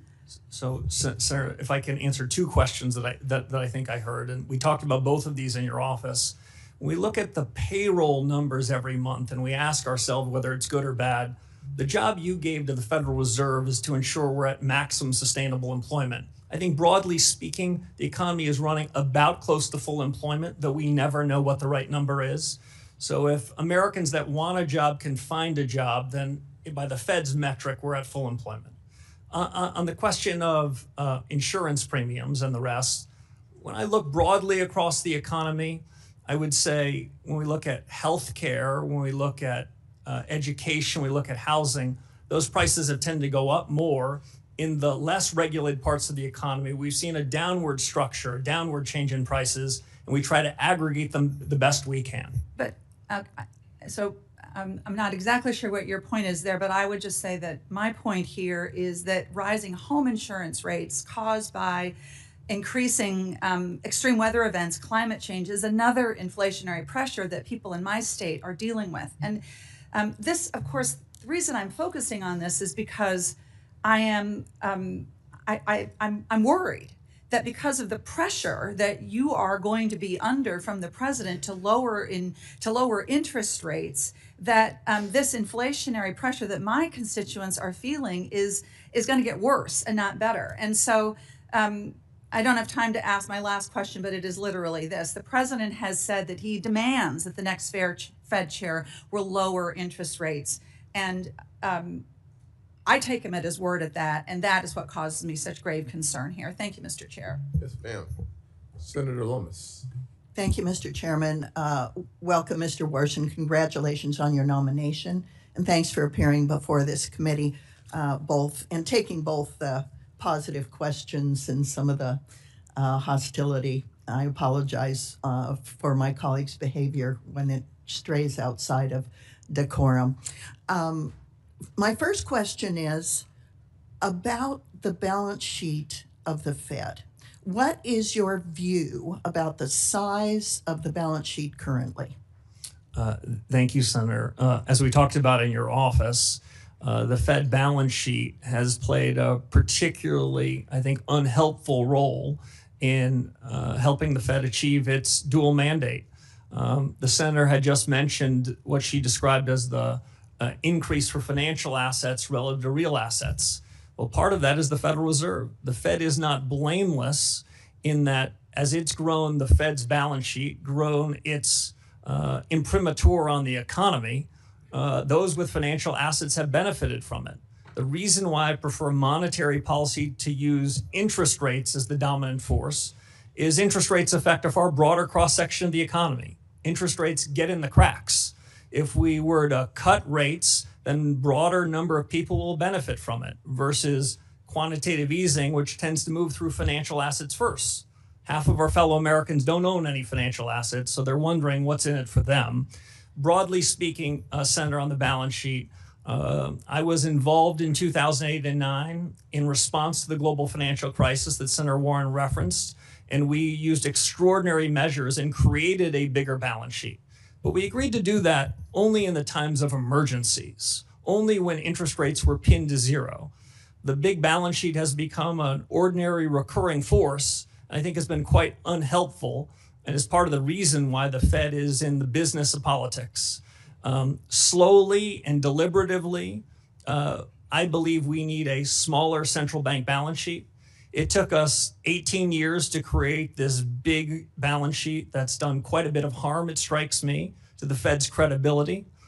Working with the Treasury Secretary, we're going to have to find out a way in which we can take the balance sheet and make it smaller, because a large balance sheet where the Fed owns more outstanding debt than many parts of the financial markets, that's fiscal policy in disguise. Fed needs to get out of the fiscal business, focus on the monetary business, so the Fed can deliver on the remit you gave us. Thanks for that response, because some of us don't appreciate the connection between the size of the Fed's balance sheet and interest rates. With regard to interest rates, can you tell us a little bit about your conversations with President Trump about interest rates? Yeah, I don't want to put words in the president's mouth, but I think he has said loudly and clearly his view on interest rates. Don't think I'm breaking any news here. But I can tell you what I said, and what I said to the president is what I've said to this committee and what I've frankly been writing about for more than a decade. Interest rates are the much better way to be using monetary policy than buying bonds and mortgages, some of which are issued from the United States Treasury Department. That is a confusion of roles. That leads to a set of mission creep. So interest rates are the dominant tool, and interest rates, as I mentioned, get in the cracks. My broad view on the conduct of policy from here is that too many Fed officials, past and present, opine in advance about where they think interest rates should be next meeting, next quarter, next year. I think that's quite unhelpful. As we've heard today from many of your colleagues, we don't know the state of AI. We can't be certain about the state of geopolitics. The economy is going to change. You need central bankers that are humble, that are nimble, that are open-minded, that can react when we have good data, when events strike us. My broad view is that interest rates need to be forward-looking, need to be based on better data, and we should have a big, robust deliberation inside the FOMC. I tend to favor messier meetings than some, where people don't show up with rehearsed scripts, but we can have a good family fight. If the central bank has that good family fight, I think that they're going to make better decisions. And if they happen to make mistakes, they'll correct them sooner. So I'm not one for pre-deciding what interest rates should be. I never said to the president where I think rates should be. I never committed any such thing, and I wouldn't have even thought about doing so. Quick yes or no. Do you believe that digital assets should be incorporated into our financial industry so Americans have new investment opportunities and consumer protections? Senator, digital assets are already part of the fabric of our financial services industry in the United States, yes. Thanks, Mr. Walsh. Senator Warnock.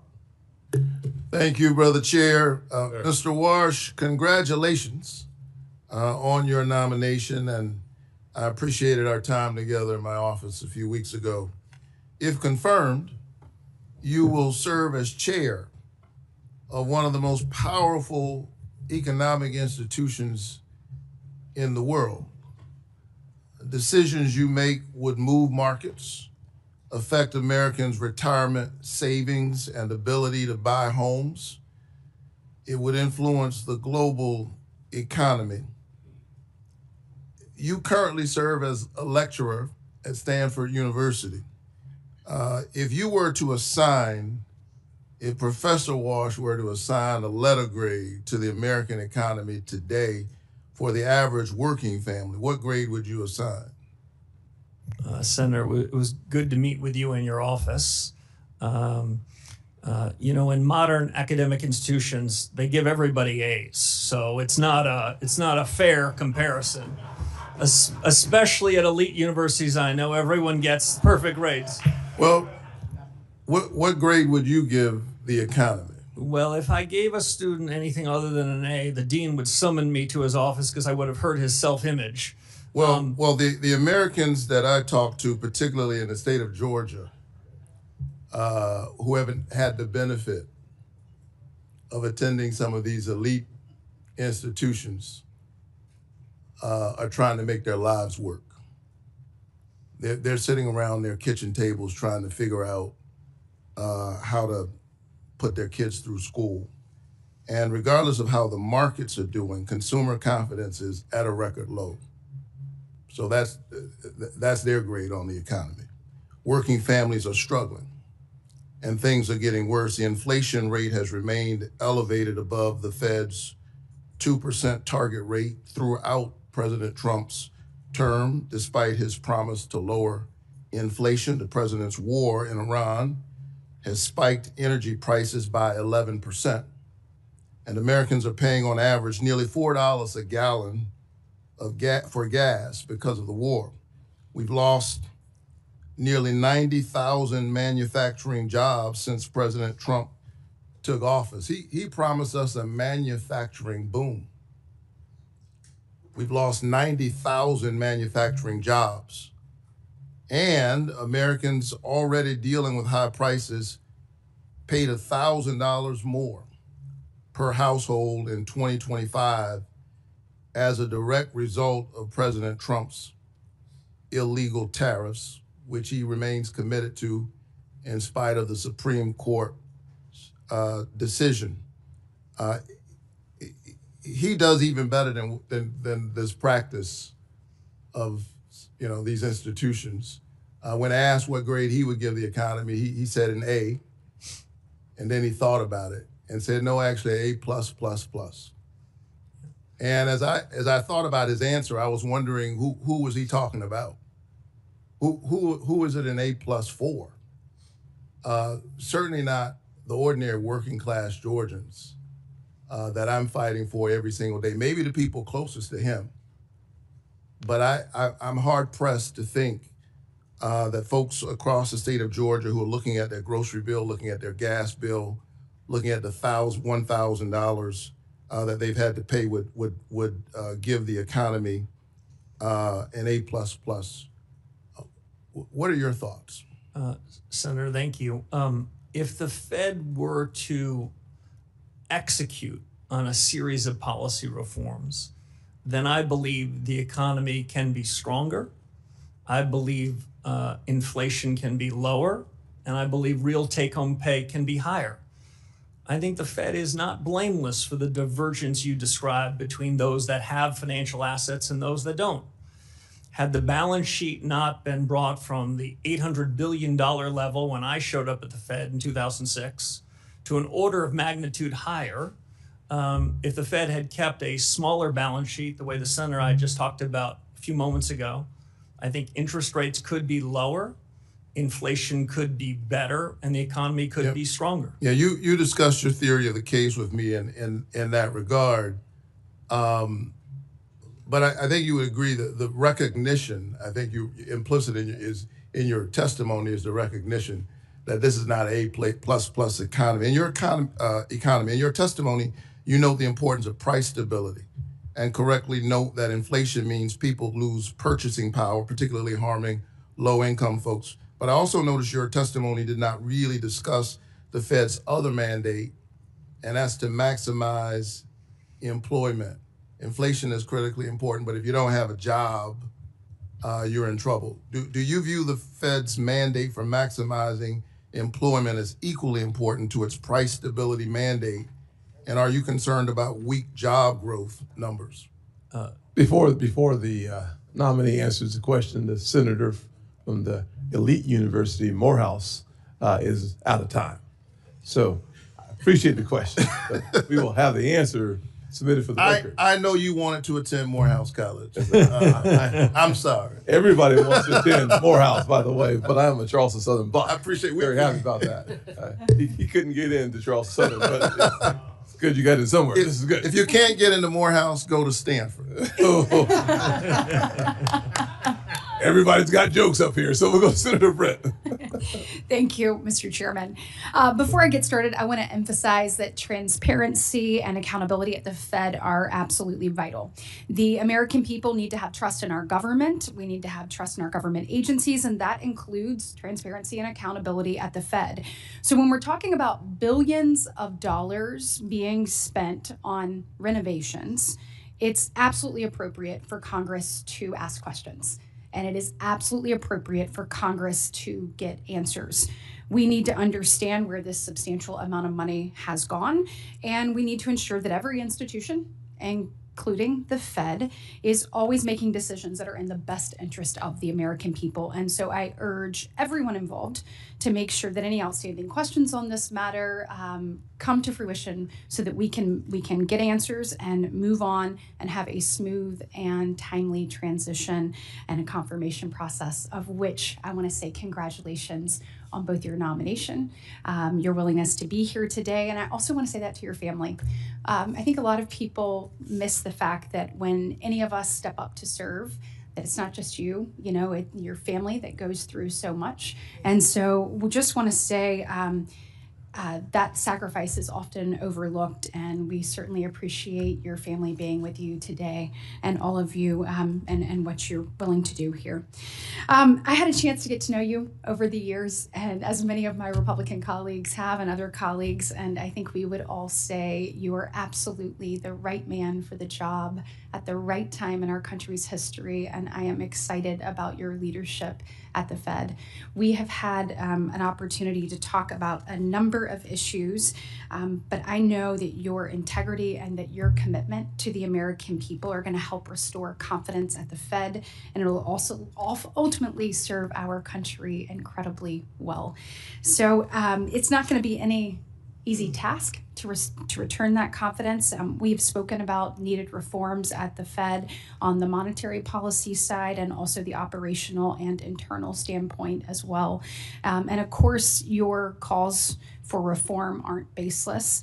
You served at the Fed during one of the most challenging times. You just referenced it in your previous answer to a question from my colleague across the aisle.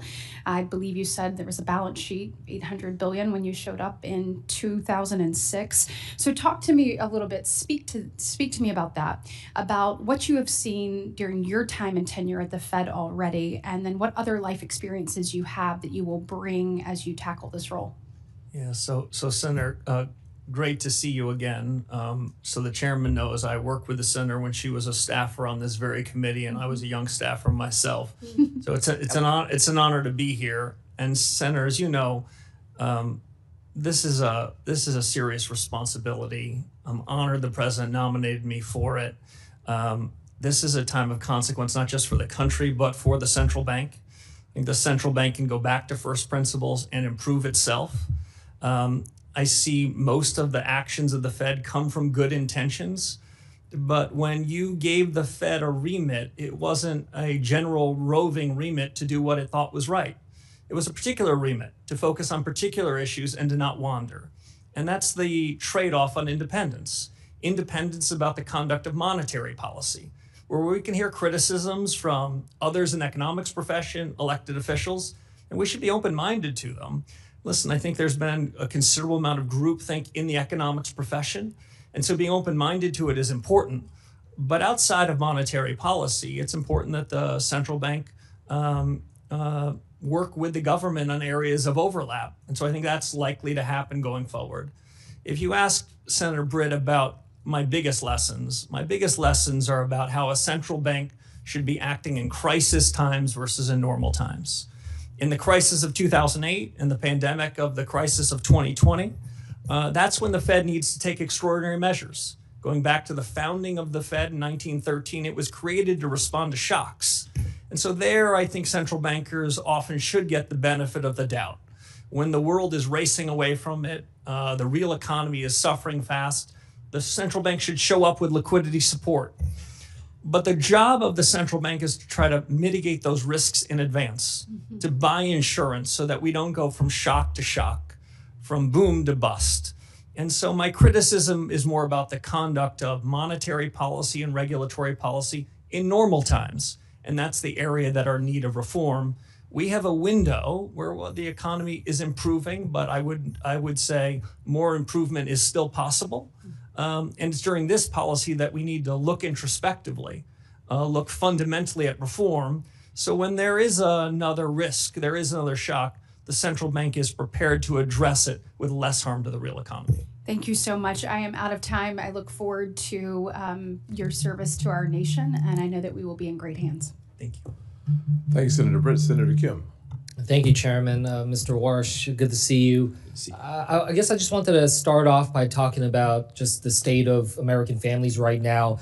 Nearly 60% of people surveyed say that they're worried about affording the very basics, rent, gas, groceries, the bills. 60% of Americans say that they cannot handle a $1,000 emergency. 40% of Americans saying that they can't handle a $400 emergency. I wanted to ask, do you agree that the American families are struggling right now with affordability?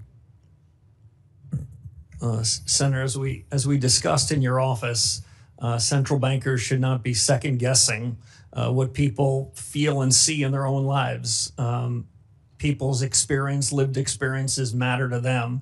What I can say is the central bank has some responsibility for the things that you've described, and that the legacy of inflation, what I think is the biggest economic policy error in 40 or 50 years, happened just a few years ago, and we're still living with the remnants of it. I think inflation is less problematic than it was a couple of years ago, but I would not. But the problem of affordability continues, though. That sounds right, right? Yeah. Because I'll be honest with you. When I hear, I heard 2 months ago President Trump say, he said, quote, "What word have you not heard over the last 2 weeks? Affordability, because I've won. I've won affordability." It sounds like you would disagree with that assessment that the fight for affordability for American families is over. So I think the trend is going in the right direction. But we still have more work to do. Well, the way I would describe it, Senator, is the cumulative increase in prices starting in early 2020 till now is between 25 and 35%. So I understand what hardworking Americans say. It's still a struggle. That's a legacy of a past policy error. One thing that you talked about before is about, just the real costs that families are facing right now. And I appreciate that you were pushing back on that comment that the president had about calling the energy prices and the fuel price increases that we're having fake inflation, because right now Americans have paid more than $8.4 billion more in gas during the first month of this war. Fertilizer, 70% of respondents to the Farm Bureau survey said that fertilizer is unable to be afforded right now, just given the price increases. Are you concerned that there could be real long-term effects of this war in Iran, especially if we're continuing to see these challenges when it comes to fuel and fertilizer? Senator, if my reform agenda, if confirmed, stands for anything, it's for the central bank, especially the Fed chairman, to stay in its lane. I know that, but you also I wouldn't want to wander outside of it. I'm happy. But you're also charged with forecasting in terms of understanding where our economy is going. So does an impact of that magnitude rise to something that the Fed should keep an eye on and be concerned about?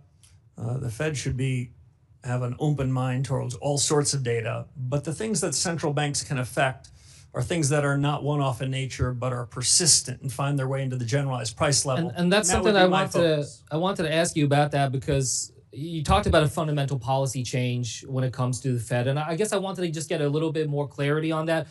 Senator Lummis mentioned about the balance sheet and the concern you have about that.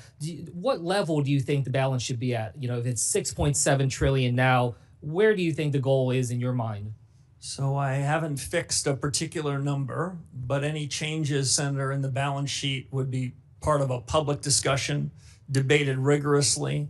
And if and when the central bank comes to a judgment about a new balance sheet policy, which I hope the central bank would, it would be described well in advance. As I mentioned, it took 18 years to create this balance sheet problem, and we won't be able to fix it in 18 minutes. And so that's why I think deliberation here is important. As But, you- but as it you- suffices to say it should be smaller, and at least as important, it should not be holding long-term treasury assets as if it's the fiscal authority. I That's when it appreciate- gets into politics. I appreciate you saying that it's important to be able to have that public discussion. I mean, one thing that's come up as I've been engaged with different experts is concern about rapid reduction. If you are moving in that speed, that it could generate a number of concerns, including upward pressure on long-term interest rates. So I guess I just wanted to check, do you share that concern? You know, as you are thinking about how to reduce it, do you also understand, though, that there are concerns about rapid reduction in the speed with which you're trying to go down? Yes, Senator, and that kind of regime change would have to be deliberate, well orchestrated, well choreographed, and well described so that unnecessary upset are not done to financial markets as we go to a policy regime change much more focused on interest rates. With that, I'll yield back. Thank you, sir. Senator Ricketts. Thank you, Mr. Chairman. Thank you, Mr. Warsh. It was great to see you in my office. Thanks for coming by. I want to continue to talk about inflation because it is something that is incredibly important. I think you share the view that inflation is a silent tax on American households. Is that accurate? Senator, it's accurate. It's the most regressive tax that anyone in Washington could come up with. If you were trying to do the most harm to the least well-off among us, inflation would be the way to do it. Yeah, and my colleagues on the other side of the aisle have been talking about that. And I note, at least I don't recall, that they ever talked about that during the Biden administration. Because it was during the Biden administration that we saw this record inflation, this 40-year-old high inflation. And yet my Democrat colleagues were silent about it back then. Now they want to talk about it. But of course, American households were hurting back then as well. Inflation was caused by President Biden's reckless policies and reckless spending. Let's look at ARPA, a partisan bill that was passed by the Democrats, which cost taxpayers $1.9 trillion. When ARPA was passed in March of 2021, inflation was at 2.6%. Inflation quickly accelerated. It was over 5% by May, June, and July, and by the end of the year, December, it was 7%. Does federal government spending have anything to do with inflation, Mr. Warsh? Senator, as we talked about in your office, my view of inflation is a bit different from some. I don't think inflation comes about when the economy grows too much or hardworking Americans get an increase in their wages. I think inflation comes about when the government prints too much, by which I mean the central bank, and broadly speaking, the government spends too much. And so we're spending too much money, and now we've been cleaning up their mess ever since. I will also note the Republicans have been taking efforts to reduce the deficit. I think year to date it's down about 10.6% from where it was last year. And this is why it's so important we get our spending under control. I think you also talked about the balance sheet. And one of the things about the balance sheet is that I think if I hear you're saying it's too big and it benefits people who have financial assets. But if you don't have financial assets, you haven't seen the benefit of a large balance sheet at the Fed. Is that accurate? Senator, it's broadly accurate. When the large balance sheet was created in the 2008 financial crisis, the agreement between my colleagues and I was that we would only use this in an emergency scenario because the transmission mechanism for a large balance sheet goes two ways, through signaling effects and through asset prices. Now, at the time of the financial crisis, financial asset prices were down 60 or 70%. And so it was understandable. Interest rates were at zero. But in the ordinary course, the central bank, an independent body, should not be adopting a set of policies that have that kind of distributional consequence. That's why interest rates are a better way to be setting monetary policy. So if I don't want to put words in your mouth, but just what I hear you saying is let's reduce the size of the balance sheet because that benefits maybe half the American population. And then let's focus on interest rates and inflation so we can benefit all Americans. So that if we take interest rates down, that benefits all Americans. You said it gets into the nooks and crannies. That if we get inflation under control, that is how we benefit all Americans. And the size of the balance sheet has only benefited some Americans. So what you're really about is trying to change a policy at the Fed that has really benefited under the last administration, people who have lots of money, actually not just the last administration, the previous administrations, but you also want to make sure we get off of the inflation. I mean, during the Biden administration, we saw 4 years in a row of declining real wages for American households. And what you want to do is get that inflation under control so that all American households benefit. Is that fair? That is fair. I'm going to paraphrase former Chairman Paul Volcker, where he said something along the following lines. You would need to have a PhD from an elite institution to believe that inflation doesn't have something to do with money. Okay, great. Real briefly, I've only got a few seconds left here, but I'm going to switch topics on you real briefly. Chairman Powell and Secretary Bissett met with leaders of our largest banks recently to talk about advanced AI models like Mythos from Anthropic to identify banking vulnerabilities. It's apparently very good at finding those vulnerabilities.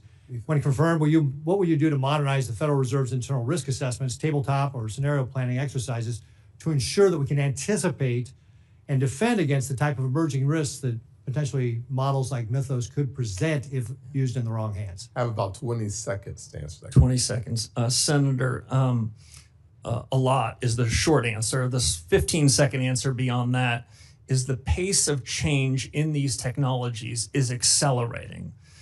AI, which I think of really as American ingenuity, gives America a huge head start relative to our competitors around the world, but it's not without real risks and real challenges, and a forward-looking, reform-oriented central bank needs to be on the front end of it.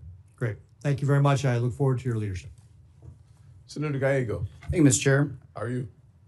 In a 2019 interview with Bloomberg, you said monetary policy is important not for the decision it makes, but for reasons it gives for the explanations. Mr. Warsh, the Federal Open Market Committees, or that the Fed sets U.S. monetary policy through interest rate decisions at those meetings. Do you commit to maintaining the current practice of holding a meeting at least once every 8 weeks, yes or no? Senator, by statute, as we talked about in your office, I believe the statute requires a minimum of 4 meetings, but 4 is not enough. So having more meetings than that is appropriate, but I've not even begun to look at the meeting schedules for 2027 and beyond, of course, subject to confirmation. Okay. So then do you commit to holding a press conference at least on the day of the FOMC meetings?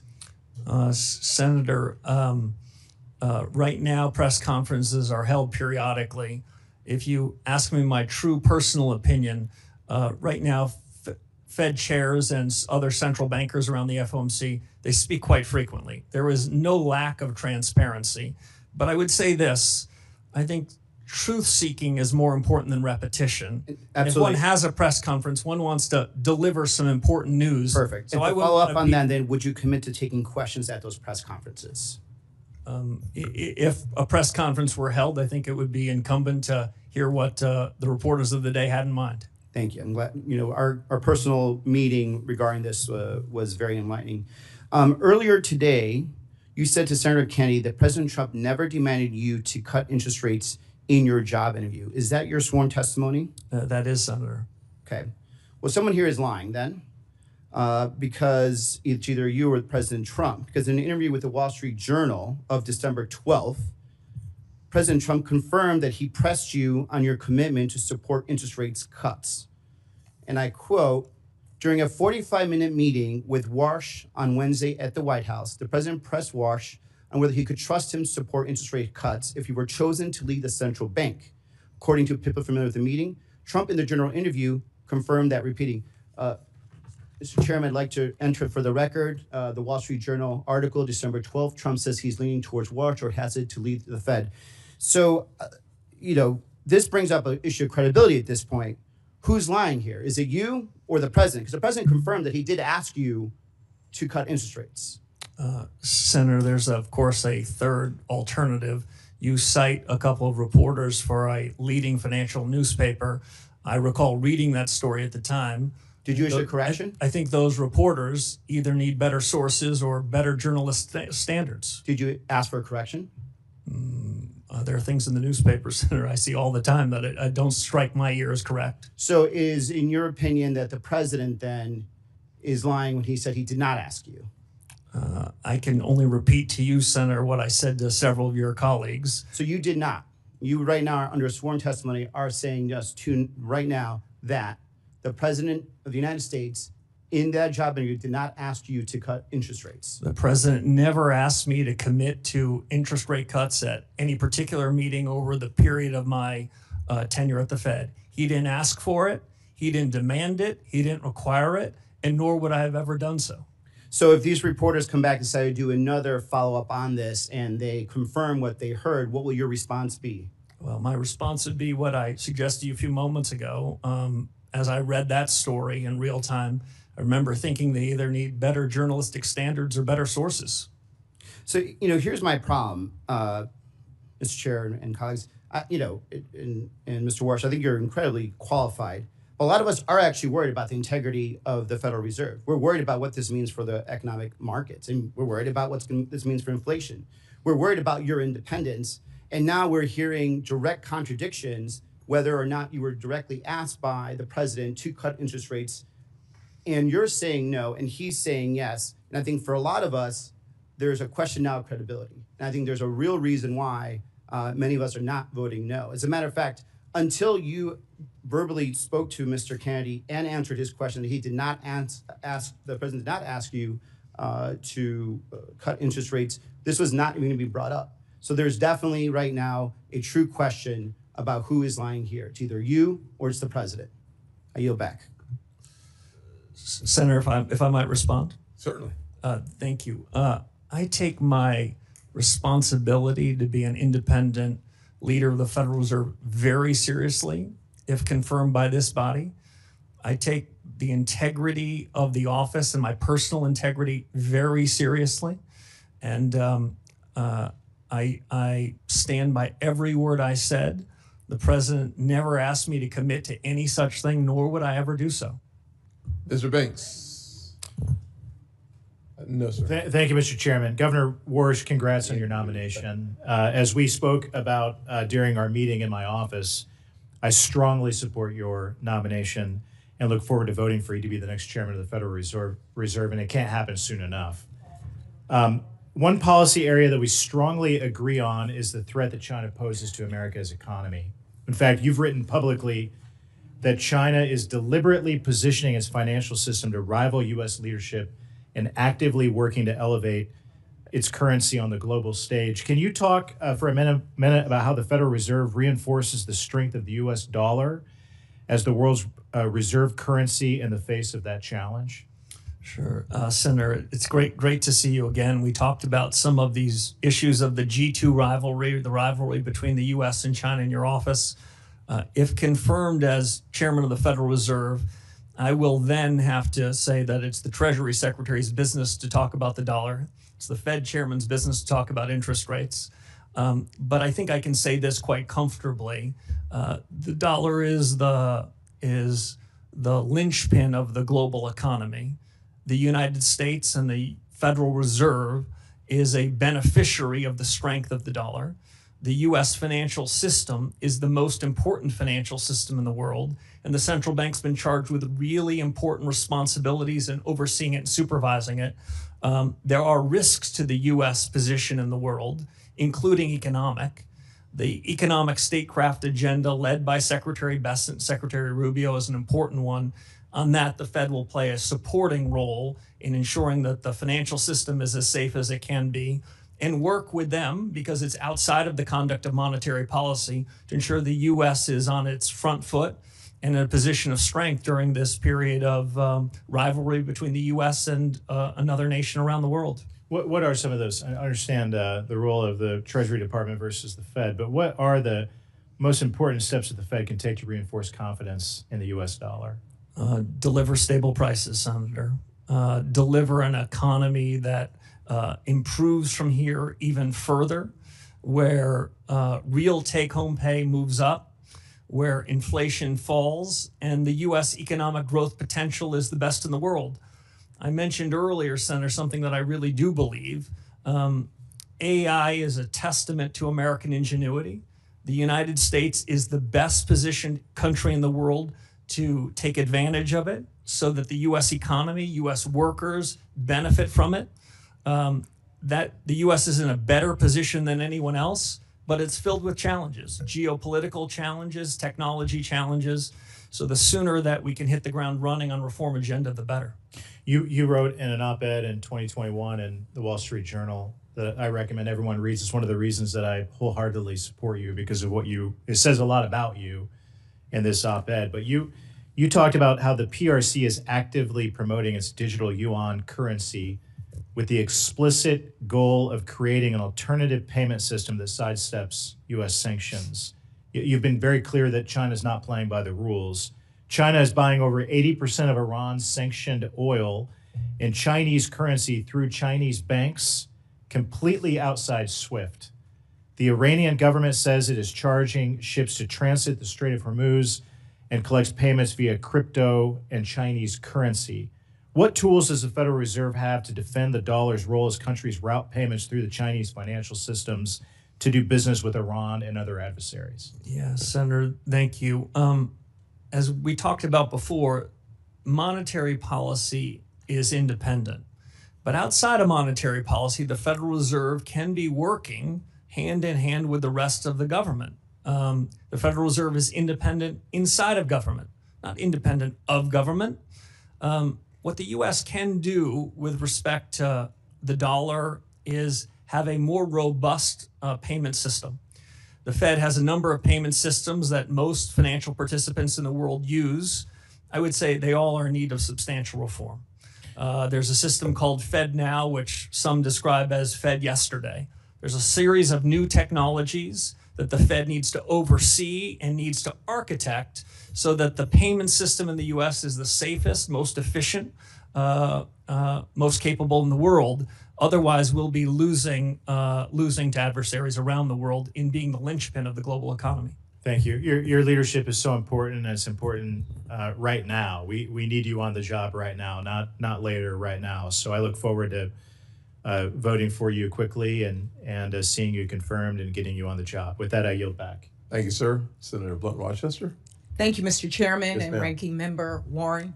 Also, thank you, Mr. Warsh, for taking the time also to meet with me earlier this week. I share many of the concerns of different committee members about us kind of putting the cart before the horse. And in one regard, it is the whole issue of independence of the Fed. And I know you have made commitments both in your testimony and here today with us in the process of watching the president try to fire Chairman Powell as well as Governor Lisa Cook. It really raises a lot of red flags for us. Even Justice Kavanaugh said that no president has fired a sitting governor in the 112-year history of the Fed, which was structured to be independent of day-to-day politics, and that it would weaken, if not shatter, the independence of the Federal Reserve.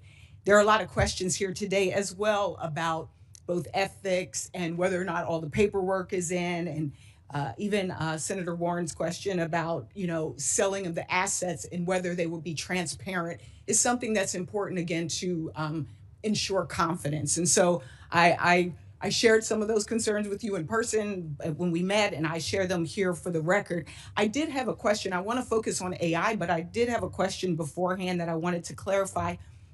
You mentioned your desire for reform as well as regime change at the Fed. Could you just clarify, you didn't mean removing the regional bank presidents whose 5-year terms were just restated and re-upped in December? Senator, I meant policy regime change. Got it. So for the record, we're not looking at regime change for those 12 board presidents. I want to jump to AI because it's probably one of the number one issues that I hear about in my state. I'm former Secretary of Labor in Delaware. This is something that I asked Chair Powell when he was here as well about. A lot has happened in a year. And one of the things you have characterized this as the most productivity enhancing wave of our lifetimes, past, present, and future. You have described it as structurally disinflationary, and that central bankers must make a bet. I'm in the camp with Senator Kennedy. I'm concerned about us making a bet on something that we know. You've said it, Chairman Powell said it. We don't have the data to even understand yet. And so my first question is, what happens for policy if that surge doesn't materialize as expected? Yeah. So, Senator, I enjoyed our discussion. I think the essential elements of a new policy for the Federal Reserve is to get access to better data and to dig deeper into the productivity possibilities that can come out of this new investment wave. Today we call it artificial intelligence. 2 years from now, we're going to call it business CapEx. And 3 years from now, we're going to call it just ordinary business. I think it has two important effects on the conduct of policy. I don't claim to have perfect knowledge of how any of these are going to go, but I do have an intuition that the pace of change is accelerating. I'm sorry, Senator, go ahead. I was just going to ask how much of your view on interest rates depends on those productivity gains showing up quickly. Yeah, so I think it has two elements. One is the increase in capital expenditures to build data centers and the rest. That will have an effect on demand. That will increase demand. My guess is a few tenths of 1%. But on the supply side of the economy, to increase the potential output of the economy, that could be considerably bigger. We don't know that. We can't bank on that. But considerable work needs to be done by the Federal Reserve in evaluating this productivity wave. As I said before, monetary policy works with long and variable lags. So you have to make some informed judgments. And unlike other people in office, if the judgments are wrong, you've got to call the flag on yourself and correct them. Well, I think there's been a lot of conversation here about concerns that in your record, in your history, you have been hawkish on inflation rates and keeping them low. And now we're looking at AI. What I don't want to see is us use AI as an excuse. Yes.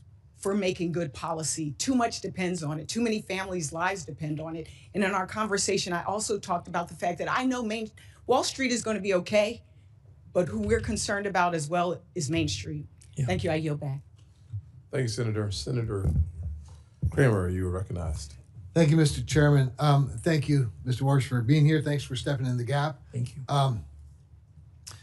In fact, I'm a little bit curious as to why you even want to do this. I'm thinking, I don't know. I don't know. Anyway, congratulations on the choice. By the way, with regard to independence, real quickly, I find it curious. In fact, I've often found curious that people expect somebody who's appointed by an elected official has to be confirmed by 100 other elected officials would somehow not have a philosophy. That's what I hear sometimes. Like, why don't we, speaking of AI, we should just have an AI Fed chairman. That way it'd be completely neutral, right? Other than the people that put all the information in the algorithms. Anyway, that said, I think we should not forget that it would be common for a president who believes that interest rates should be lower to want to nominate somebody who has expressed that maybe interest rates could be a little lower, as opposed to the quid pro quo that's being accused of today. So I'm just grateful you're willing to do it. By the way, the other thing about independence that strikes me with regard to the Fed, do you have any idea how often an interest rate decision by the Fed is a 12-0 or a 10-0 vote? Do you have a sense of it? I do, Senator. I'd say over the last 15 years, decisions have been unanimous or near unanimous. As I said to one of your colleagues earlier, I prefer clean memos and messier meetings, and there's nothing wrong with a divergence of opinion. These are very hard calls. Thank you. I don't know when diversity became a bad thing in a room of thinkers, particularly with staggered terms. The other thing, none of this was in my mind that long ago, but the other thing that strikes me is you do have a lot of experience. This is your 20th anniversary, or at least your second anniversary. Have your thoughts changed much or evolved over those 20 years of experience in various areas, not to mention your research and your intellectual and academic writings? I mean, have you evolved a little bit? Absolutely. I'll make 3 points if I can. One is it is essential for the chair of this organization to be open-minded to new ideas. The world is moving fast. The mistake that's common in the economics profession, which Secretary Schultz once described to me when I was telling him that I was thinking about pursuing further studies, he said, it's fine to get a PhD, but make sure that's not the last day you were learning. Too many people in the profession go back to what they learned 30 or 40 years ago. We've got to be open-minded. The world's changing and the facts are changing. To the characterization I heard from some of your colleagues about did my opinions change? My opinions change when the facts change. When interest rates are at zero and the balance sheet is growing and the economy is booming, well, relative to that, I will say I sounded hawkish.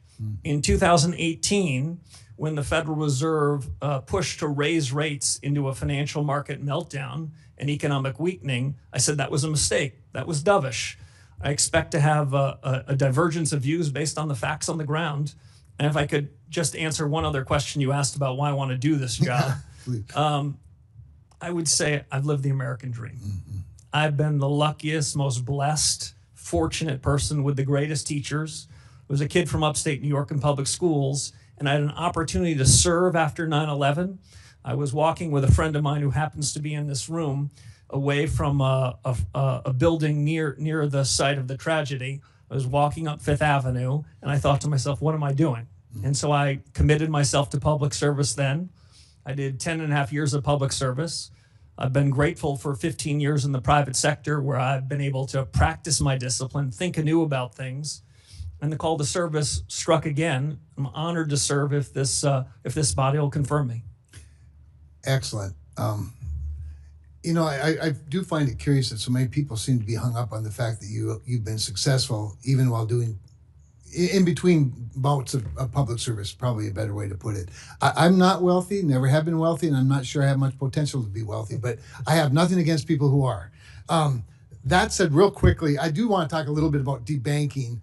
That has been talked about a whole lot, but speaking of institutions that are dug in, I think there's out of the 22,000 people, there are a lot of them that sort of still believe that reputational risk should be a factor, that reputational risk could be based on out of favor industries. Can you give me a sense of how you plan to attack that, if you will? Politics have no place, not just in monetary policy, but in supervision and regulation. Yes. If central bankers should stand for anything, it's to resist fads, resist trends, call balls and strikes. That's exactly what I would intend to do. I lean hard yes, Mr. Chairman. Thank you, sir. Senator Alsobrooks. Thank you. Good afternoon, Mr. Warsh. And thank you for meeting with me last week. In August of 2025, President Trump tried to fire Fed Governor Lisa Cook for unsubstantiated allegations widely believed to be politically motivated. Thankfully, both a federal district court and the D.C. Circuit Court of Appeals ruled in favor of Governor Cook, preventing her from being fired while the investigation proceeds. This is a landmark test for independence. Now, Supreme Court Justice Brett Kavanaugh said allowing Cook's firing to go forward would weaken, if not shatter, the independence of the Federal Reserve. So I would like to ask you, will you commit to defending Governor Cook's tenure as Chairman Powell has done? Senator, it was a pleasure to meet you in your office and spend time with you. As I said to you then, I'll repeat here to the broader committee. If I stand for anything, it's the Fed should stay in its lane. As I understand that matter, it's pending before the United States Supreme Court. I think it's inappropriate for me to weigh in on that, especially because in the event that I am confirmed, I could be a party to that matter. Well, I disagree with Mr. Warsh. I disagree with you. This is your future colleague who was confirmed by both this committee and this Senate to serve her country. Chairman Powell has defended her tenure, and your answer to this is you will not defend her. Is that correct? No, Senator, that's not my answer. My answer is there's a pending case before the Supreme Court, the results of which I think we're going to hear about soon. If confirmed by this body, I will follow the Constitution, the Supreme Court law, and the best of the Fed's tradition. Well, let me ask you this then. Do you agree or disagree with Justice Kavanaugh on the Supreme Court, who said that her firing would weaken, if not shatter, the Fed's independence? Do you agree with Justice Kavanaugh? So I took a constitutional law class, but I wouldn't say I'm worthy of being a Supreme Court justice.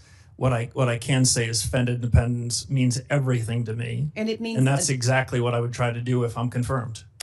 Well, I'd like to move on to the criminal investigation of Chairman Powell. The Trump administration could have taken many off ramps to end what is a ridiculous exercise. Instead, they have doubled down. U.S. Attorney for the District of Columbia, Janine Pirro, sent prosecutors to the Fed last week to continue this circus, and they were turned away.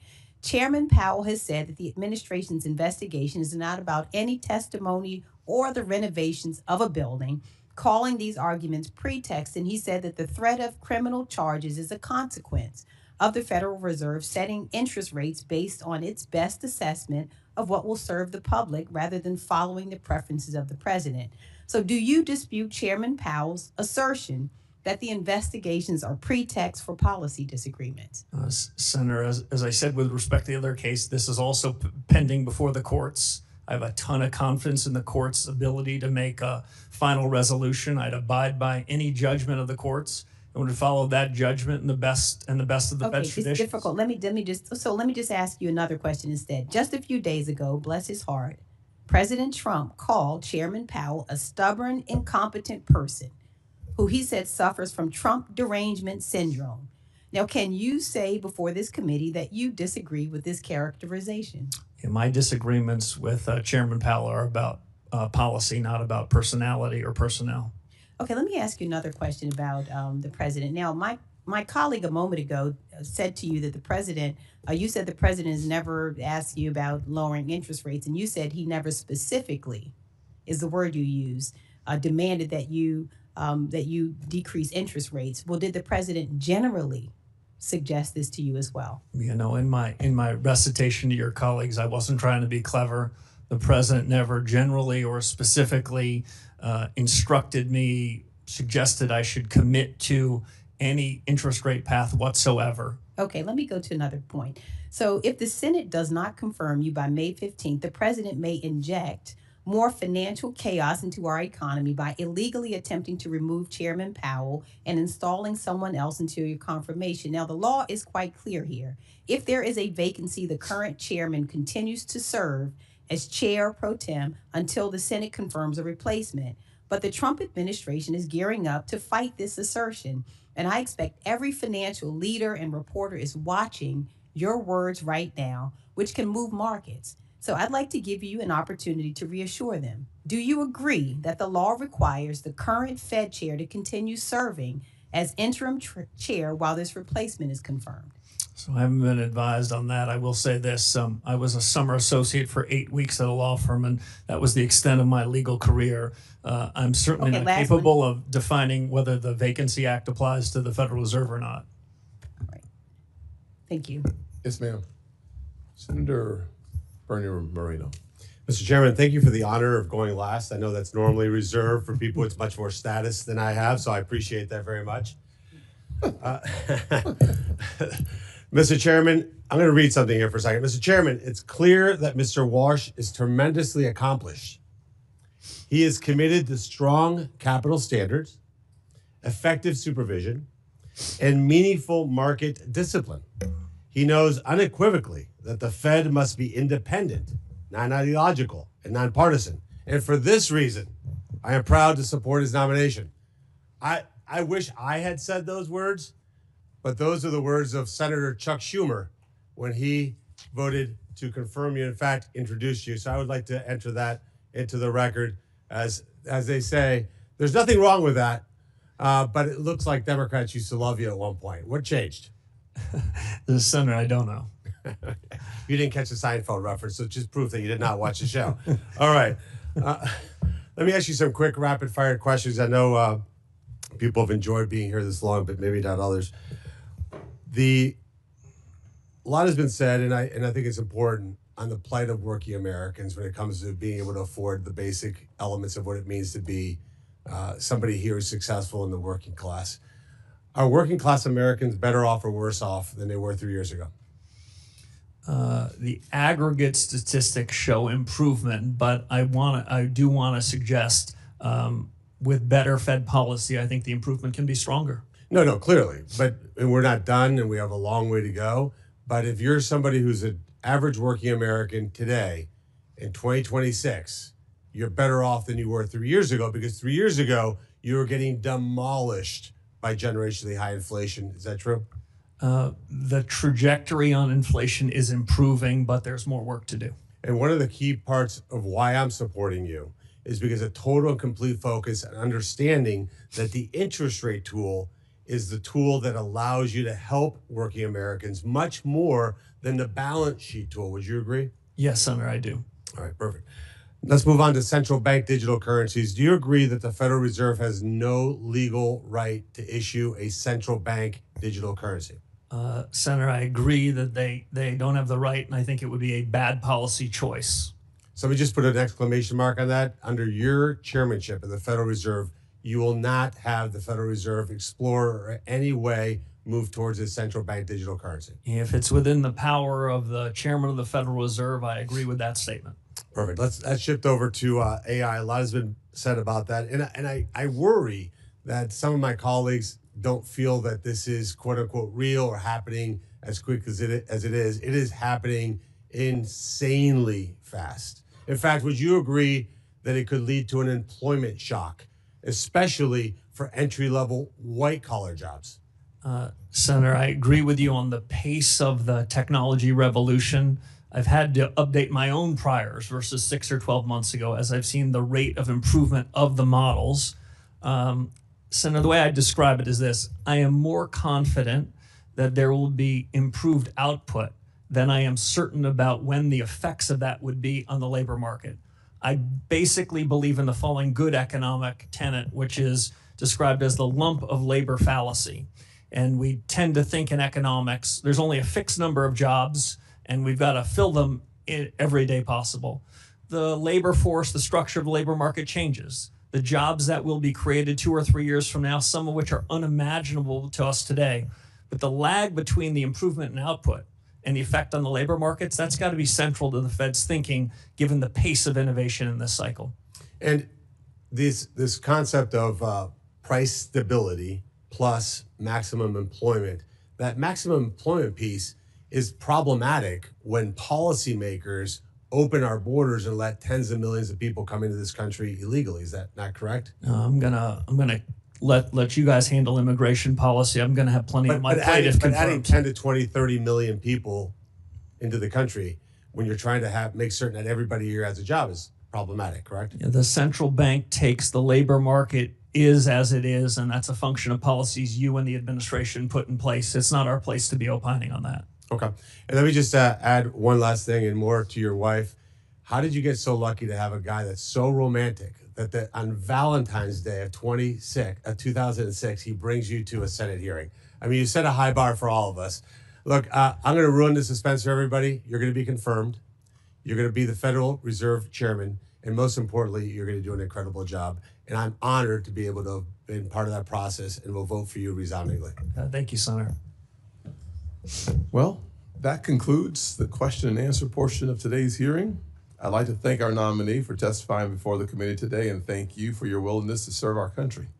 For senators, all follow-on questions for the record must be submitted by tomorrow, April 22nd at noon.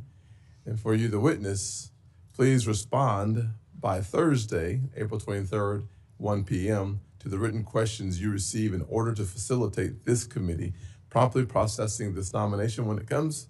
With that, this hearing is adjourned. Thank you. Thank you, sir. Yes, ma'am. All right, bye. Whoa.